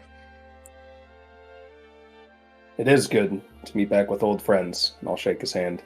Yeah, he shakes your hand, and he'll shake Galerius's hand and say, "During the time on the Plane of Water, you fought very well. It's good to see that you kept your loyalties." And then he'll glance at Primius and say, "I'm sure we'll talk again." As do I. And three of you split. Galerius goes off to go and hunt Primius. You go down into the depths of the Department of Faith, and then you have what we resolved in the epilogue session happen. But Rixion, roll me just a raw athletics check. Okay. You have been fighting for a very, very, very long time in your life. You have fought more than you've been at peace. Even when there has been things like the Pax Mithdosica, these long periods of peace, you have found times, little corners in which to carve out violence. And you know where people go when a city is being sacked. You know where they go. Like, they think these are the good hiding spots, but everyone thinks of those hiding spots. So you know exactly where to look. You start going through offices, you start turning over desks, and you spend, as the Imperial Guard kind of descends into looting with the permission of the Emperor, and most of the Department of Faith is either being like cordoned off or pillaged. You are searching for those high value targets that have survived, and as you're going through a section of the Department of Faith that's dedicated toward, it's a hospital essentially. It's a very, very, very large hospital. And most all the patients have been cleared out before the siege even began. The Department of Faith turned them over so that they wouldn't be killed in the fighting. And you walk through one of these hospitals, kind of flipping over cots. And as you tear open like a curtain, you haven't seen anyone in like minutes. And you see Mother Dulcian. She is incredibly wounded. She has clearly almost no magic left in her. She's barely alive. She must have like defeated some of the attackers and like fled away. She's not much of a threat, and she's kind of like curled up in a corner, guarding several what look to be like clerks of the Department of Faith, low ranking, like they don't even have weapons. Like these are everyday people. And the three of them were like hiding behind this curtain in the way back of one of the hospitals that you've revealed. And Mother Dulcian kind of looks up at you, and there's a pause. And she's on the wrong side. She is, yeah. Let me look at my tenants real quick. Oh. No mercy for the wicked. No mercy for the wicked. So, yeah, I'm going to kill Mother Dulcian and all these innocent clerks. All right. You cleave them down. No divine intervention comes for any of them. It's not particularly hard. And I think, most of this, Rixion, has been a sense of duty.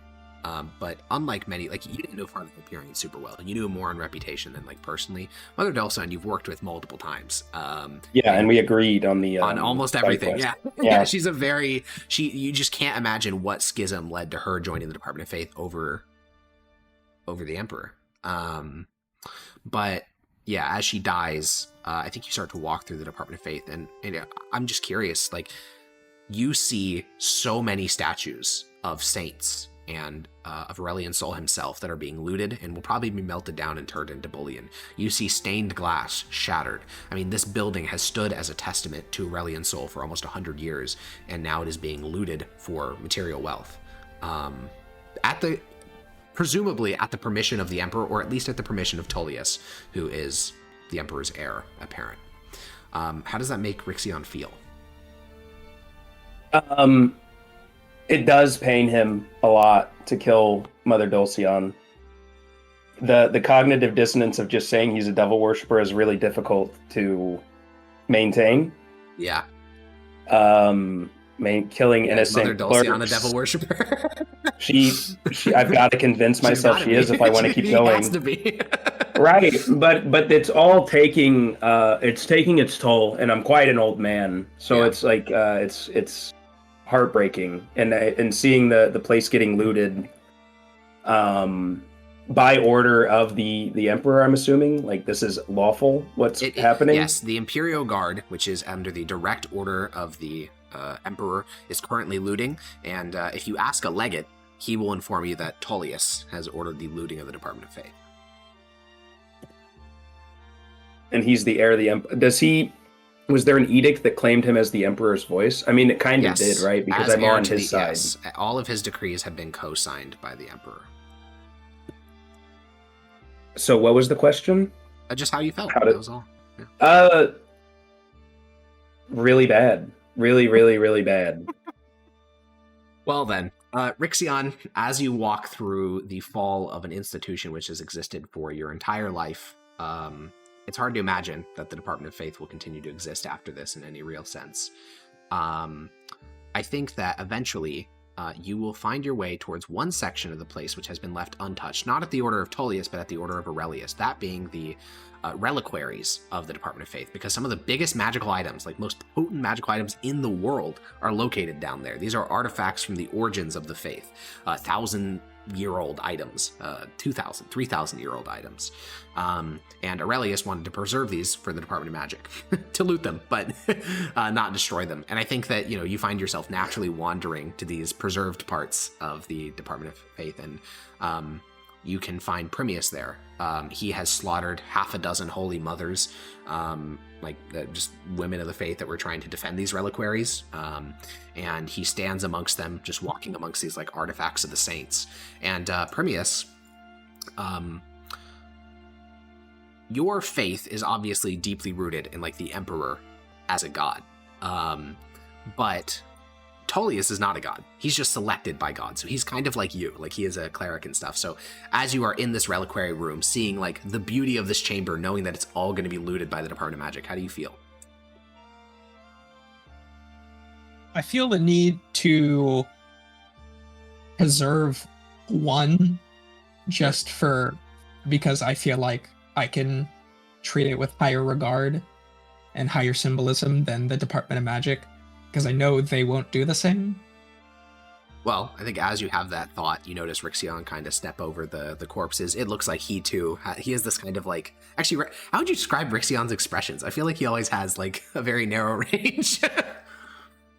How's Rixion look in this moment? It's really hard to read him, mostly because his facial muscles don't work anymore, mostly, because of all the scarring and death he's accumulated. So maybe you don't get it from his facial expressions, but his body language. He's moving way more carefully and slower than he would usually be in a room. Yeah. He's not commanding presence. Yeah. So Rixion steps past the body and joins you in the central holy reliquary containing artifacts of each of the greater saints.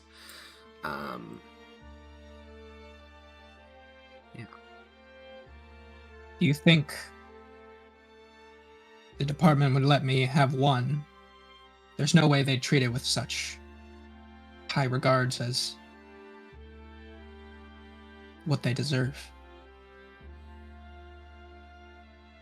Rixion, you were kind of just following the path of stuff that wasn't destroyed, but you glance around at what these artifacts actually are. There are 4 great saints, sometimes called the heralds, in your religion. Those being Pellinal Elfsbane, Toma Captiosis, Lucretia, and the Emperor himself, or Domitus Sol is how it's often depicted. So there's a stained glass panel of each of them, and then underneath that is a sort of relic chamber that contains an item strongly associated with them. So for Pellinal Elfsbane, it's a helmet that looks like it's from a different eon entirely. For Toma Captiosis, it's the first copy of the Summa Theologica that he wrote with his own hands. That is like, it's beyond priceless. I mean, all of these are beyond priceless. For Lucretia, it is a handkerchief. For Domitus Sol, it's a mace. Like, each of these have very strongly associated with relics. Do you think that the Department of I guess Primius' question was, do you think the Department of Magic will let him keep one?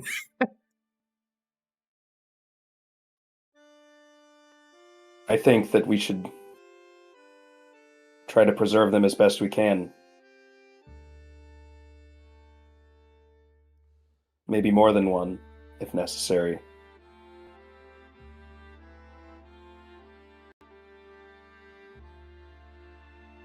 So we are like here to loot, correct? You guys weren't ordered to do that. Only the Imperial Guard are doing it. We have no orders right now. Correct. So, in Rixion's mind, and he's starting to feel very sentimental after what he had to do, he kind of wants to preserve as much as he can. If you are... Yeah, that's why he just suggested maybe more than one. Because I already have the thing that Hyperion had, right? Which is at this equal level. It's a little bit less. That's for like a lesser saint. These are greater saints.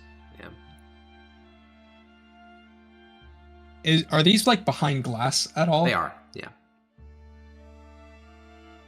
I will attempt to remove the one around the helm.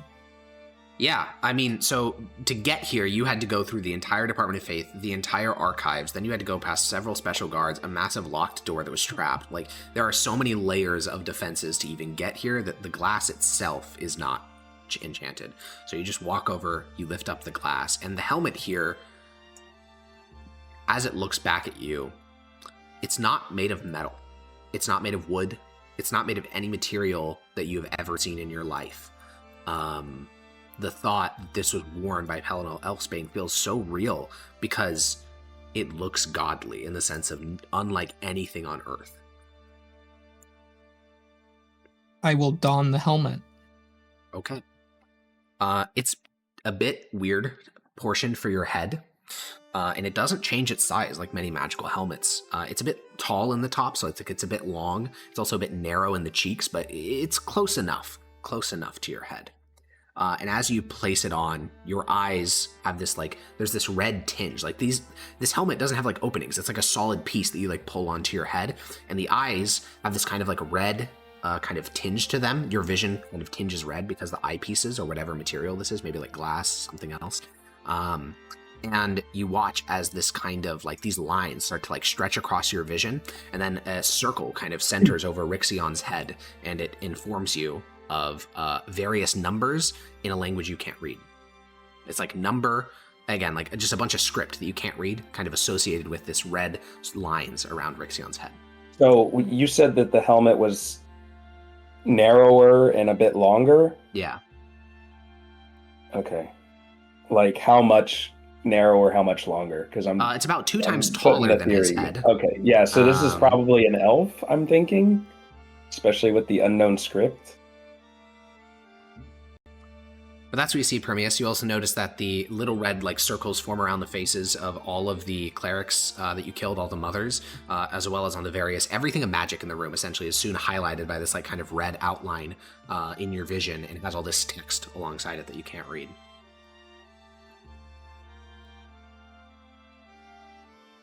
I see. Has he seen Elvish before? He's seen it. I don't think he's read it, but you probably recognize this as Elvish, certainly, because even Common's descended from Elvish, so.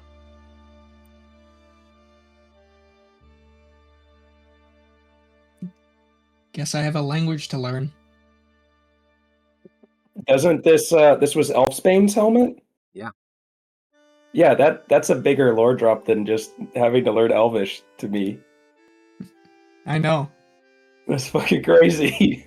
What the fuck? Alanal Elfsbane was an elf. Like heresy. Or everyone knows he was a man. Yeah, here's the workaround. This is obviously he was speaking Elvish because Common wasn't invented yet. That is literally true. That is literally true. Though the proportions of the helmet are a bit strange, but people just like weird helmets. Not all helmets are purely functional. It's true. I also remember when Rush got his elven plate mail, it did not change to fit his Trollkin body. It is interesting, isn't it? So that was another tip. Another little hint there. What else is here? Because now Rixion is going to try and protect something. I was going to say, I look to Rixion to see what he chooses. So the 4 great saints, just to go over them, we've talked about them all campaign. We have St. Pellinol Explain, we already have that, so I'll just talk about the other 3. Toma Captiosus, had progenitor of the Captiosan bloodline. He is the guy who wrote the Summa Theologica, and it's not even he wrote a part of it. He wrote the entire thing. He gathered together all these different myths and kind of folklore and all that stuff, and he made the church. He wrote the book. He was the first what is it called? Prelate of the entirety of the church. He is the founder of your religion as an organized thing. And so his hands are holy objects. The emperor currently has St. Captiosan's hands in the palace. This book is his first draft copy of the Summa Theologica, your holy book. That's 1,000 pages long. And just this it's the text won't be different than all of yours. The only difference will be sometimes he'll have notes in the margins, but it was written by his hands. Then Saint Lucretia, she is she's a saint of your religion. She is the last woman, she's a woman who was married to the founder of the Reginan Republic. So the fall of the, dictatorship that ruled before then. And the reason she is so honored is because she's seen as the ideal woman, in Mithdosian society. And her artifact is a handkerchief, which she cried into. And then lastly is the greatest saint, that being Aurelian Domitus Sol, also called the Emperor. He is the one who brought forth the worship of Aurelian Sol and revealed the truth that he was Aurelian Sol all along. And his object is a mace, which is the weapon that Aurelian Domitus Sol wielded during his campaign to conquer the Republic. Is it a one-handed mace? The weapon itself is actually very unimpressive. It is a pretty normal steel mace. Honestly, it's more primitive than like most things you would wield today. You would imagine that the magic is what makes it impressive rather than, and yes, it is a one-handed mace, but the magic that is what makes it impressive rather than the metal itself. Can a mace, one-handed mace, be wielded two-handed with for great weapon master, or no? Unfortunately, no. That would have to be a maul, and it's not big enough. Gotcha. It's a warhammer, mechanically. Okay. Then I probably go for the Summa Theologica. Yeah. Yeah, you walk over to the case. You lift because I up was the a glass. preacher before I was returned. Certainly you were. You know most of the Summa Theologica. You don't have it like actually memorized. There are people who do that. They have special titles in the church, but you've never fully memorized it. It's just too long. And you open it, and this book is a little bit over 400 years old. So it is incredibly fragile. It's been protected from light down here, from moisture, from all manner of things, but it still is very old. It's a 400-year-old vellum book that was not designed to outlive its use as like a manuscript. So you pick it up and you wrap it in your cloak. You'll definitely have to find a more long-term resting place for it that's safer. Not something you can carry with you on the road or it will disintegrate. But yeah, the first Summa Theologica.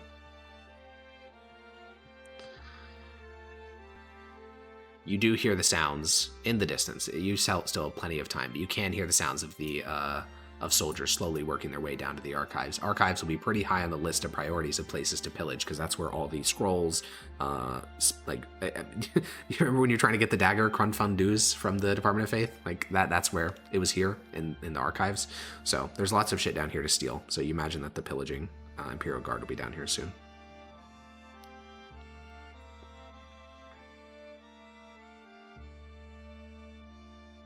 Should we take the other two as well to make sure they're not in the wrong hands? Some regular soldier? Yes, I will pick up the mace. Okay. Yeah, you open up the glass, you pick up the mace. It's pretty normal. It weighs about as much as you'd expect. It has pretty even balance. You do notice that the helmet, since you're still wearing it, it highlights the mace and provides this huge length of text. In Elvish. Yeah. I cast comprehend languages. Do you have comprehend languages? No, I do not. Based. You can go find Zednius. Go to the Imperial Palace and be like, yo! Surely he'll understand that you want to protect first powerful magic items. Don't be on your side for that. Blue list. Okay, you take the mace, and then, Brixion, you preserve the handkerchief? Of course. Okay, you guys should add these to your sheets. Okay, and then I want a will written that when I die, which would probably be not that far away, the things will go to Primius. Okay, so just for how to denote them so that I can remember when I have to read this in 4 years, for Rixion, you have the first Summa Theologica by Captiosus. Actually, I'll just put these in the chat. You can just copy them. Because there's a lot of proper nouns here. The crying handkerchief of St. Lucretia. And then Blake, you have the Elm of Pelinal Elfsbane and the Mace of Aurelian Dominus Soul. Alrighty. Well, you take the 4 great artifacts of the Greater Saints. You're sure there are countless treasures in this department that you can't save, but you saved these ones. And I think you guys part. You go your separate ways. Primius, both of you have a civil war to fight. Both of you are just, if I recall from the epilogue, Primius, you're just joining with the Emperor's forces now, right? Yep. Yeah. So you both have a civil war to fight. You guys will be separated for quite a long time fighting against Galerius and his kin. My god, the helmet's gonna fall into Galerius's hands. If Primius dies, yeah, or if Primius wears it in battle, but that'd be kind of crazy to wear a 1,000-year. You don't think he would? I mean, Primius, are you wearing the helmet around like daily? I think I want to figure out what the hell they do before I start walking around. Well, also you can't, like, if you're wearing that, people will just know that, oh, he has the helmet. It is the most distinctive piece of armor you've ever seen in your life. Yeah, I'm not wearing this around. Okay, so who are you getting to identify these that won't, like, snitch on you? Probably Corvus. I don't trust that guy. You don't trust Corvus? He's interesting. I don't trust anyone. I am not going to get either of my items identified. I don't honestly care what they do. Just going to keep them. I just want to preserve them because that makes sense. It's an important history.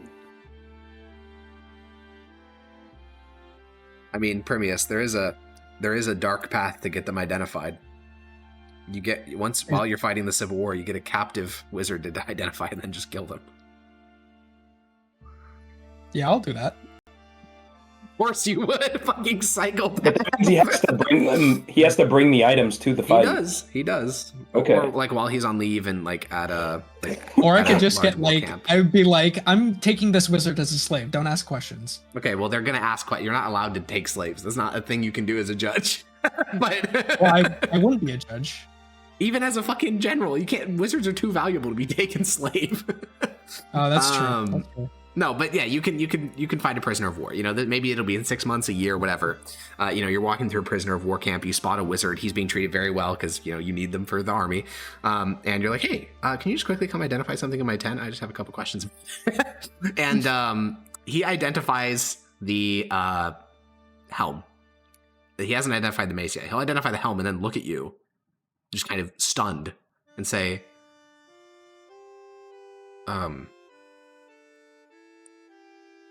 So you want to know what it does? Yes. I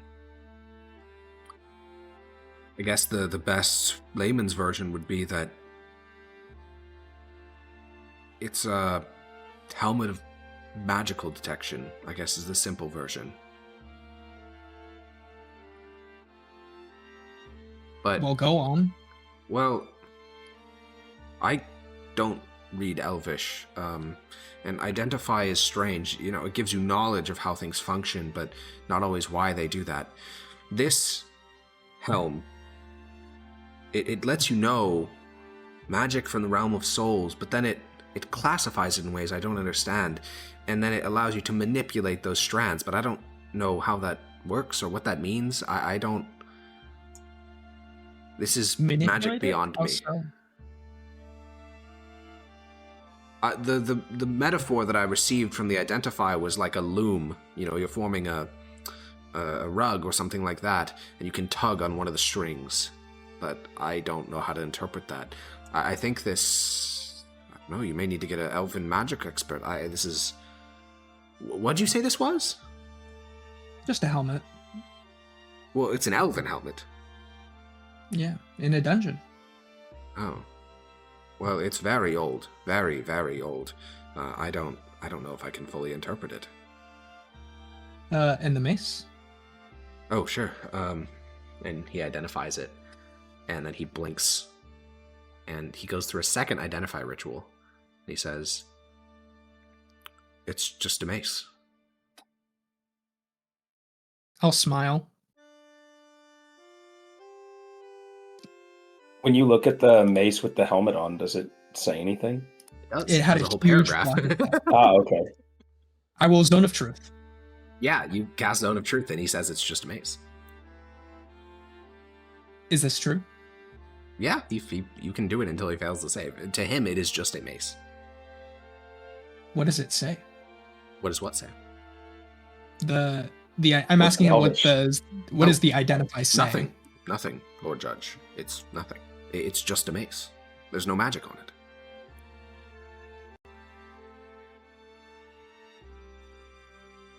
Humble beginnings. I'm satisfied. Can you have him cast Comprehend Languages on you?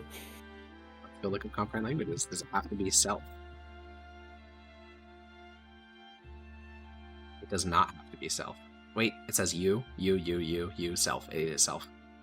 Oh. Now you could very easily get a scroll of Comprehend Languages. That's actually like trivially simple. It's a first level spell. Yeah, I'll do that. Okay, so you kill that guy. Yeah, I kill him. You murder that guy. And you just say that he tried to escape or whatever. It doesn't really matter. You're a member of the Imperial family. This will never go on you. And then a couple weeks later, you're at some depot filled with scrolls. You get yourself a Comprehend Languages scroll. Where are you casting this Comprehend Languages spell? Will I ever be back at my estate? Not until this war is over, which is going to take a long fucking time. When he looked at the other 2 items that Rixion had, did they have text? They did. They did have text, certainly. Okay. Not as long as the mace, though. Probably in my tent. Okay, you're in your tent. You have your helm on. You take the mace from the very, very special, like lead-lined, fucking silver enchanted container you keep it in, and you look at it, and then there's the text. You can't fucking read it. Cast Comprehend Languages on yourself, and give me one moment. It reads. It's going to tell me some horrible truth. Class 4 Dawn Shard, related to object of ethereal importance, utilized in the ascension of the entity classed as Aurelian Soul, a Tier 1 God Shard, irrelevance in relation to the Imperial Project.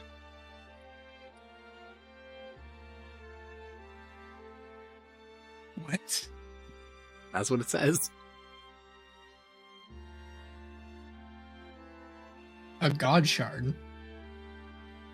What's an Imperial Project? None of this means anything to you. I mean, you know what the words literally mean, but like, in terms of what they semantically meant to the people who made this helmet, you have no fucking idea. You don't know what a God Shard is? You don't know what a fucking ethereal is? Like, that doesn't mean anything to you. I can infer parts of it, and it's just like, yeah, obviously this is connected to Aurelian Soul. Yeah, this is technical jargon that doesn't mean anything to you. The Harkin's Mirror. Harkin's Mirror? Harkosmere. Oh, the Harkosmere. Is there other things you want to look at while you have the Comprehend Languages up? My reflection. Oh, that's interesting.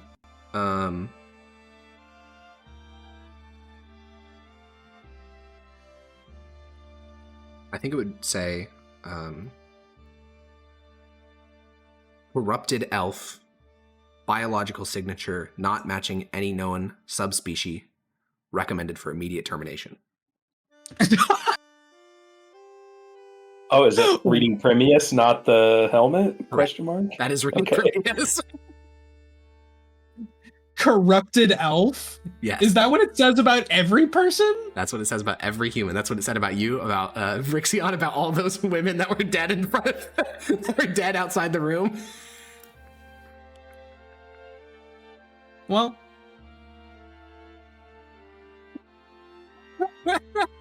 Not exactly the most useful thing, so I will keep them mega safe. Yeah. Yeah. Did you enjoy your brief glimpse into the eyes of what the elves thought about your people, whenever this helmet was made? Oh, man. Yeah. Out of character, that really does confirm that he was in fact an elf, and he was looking at people and just being like, oh, that's a human? Gotta terminate that. Yeah, so was he really an elf spade? He wasn't probably killing elves, right? He was probably killing people. Oh, elves can kill elves. They can. It's also pretty useful because you could probably look at it. It's only that's so funny. It tells you a bunch of information, but only if they're an elf. Well, yeah. With that, I think we'll call it there. Some items preserved, but the Department of Faith left a smoking, looted ruin.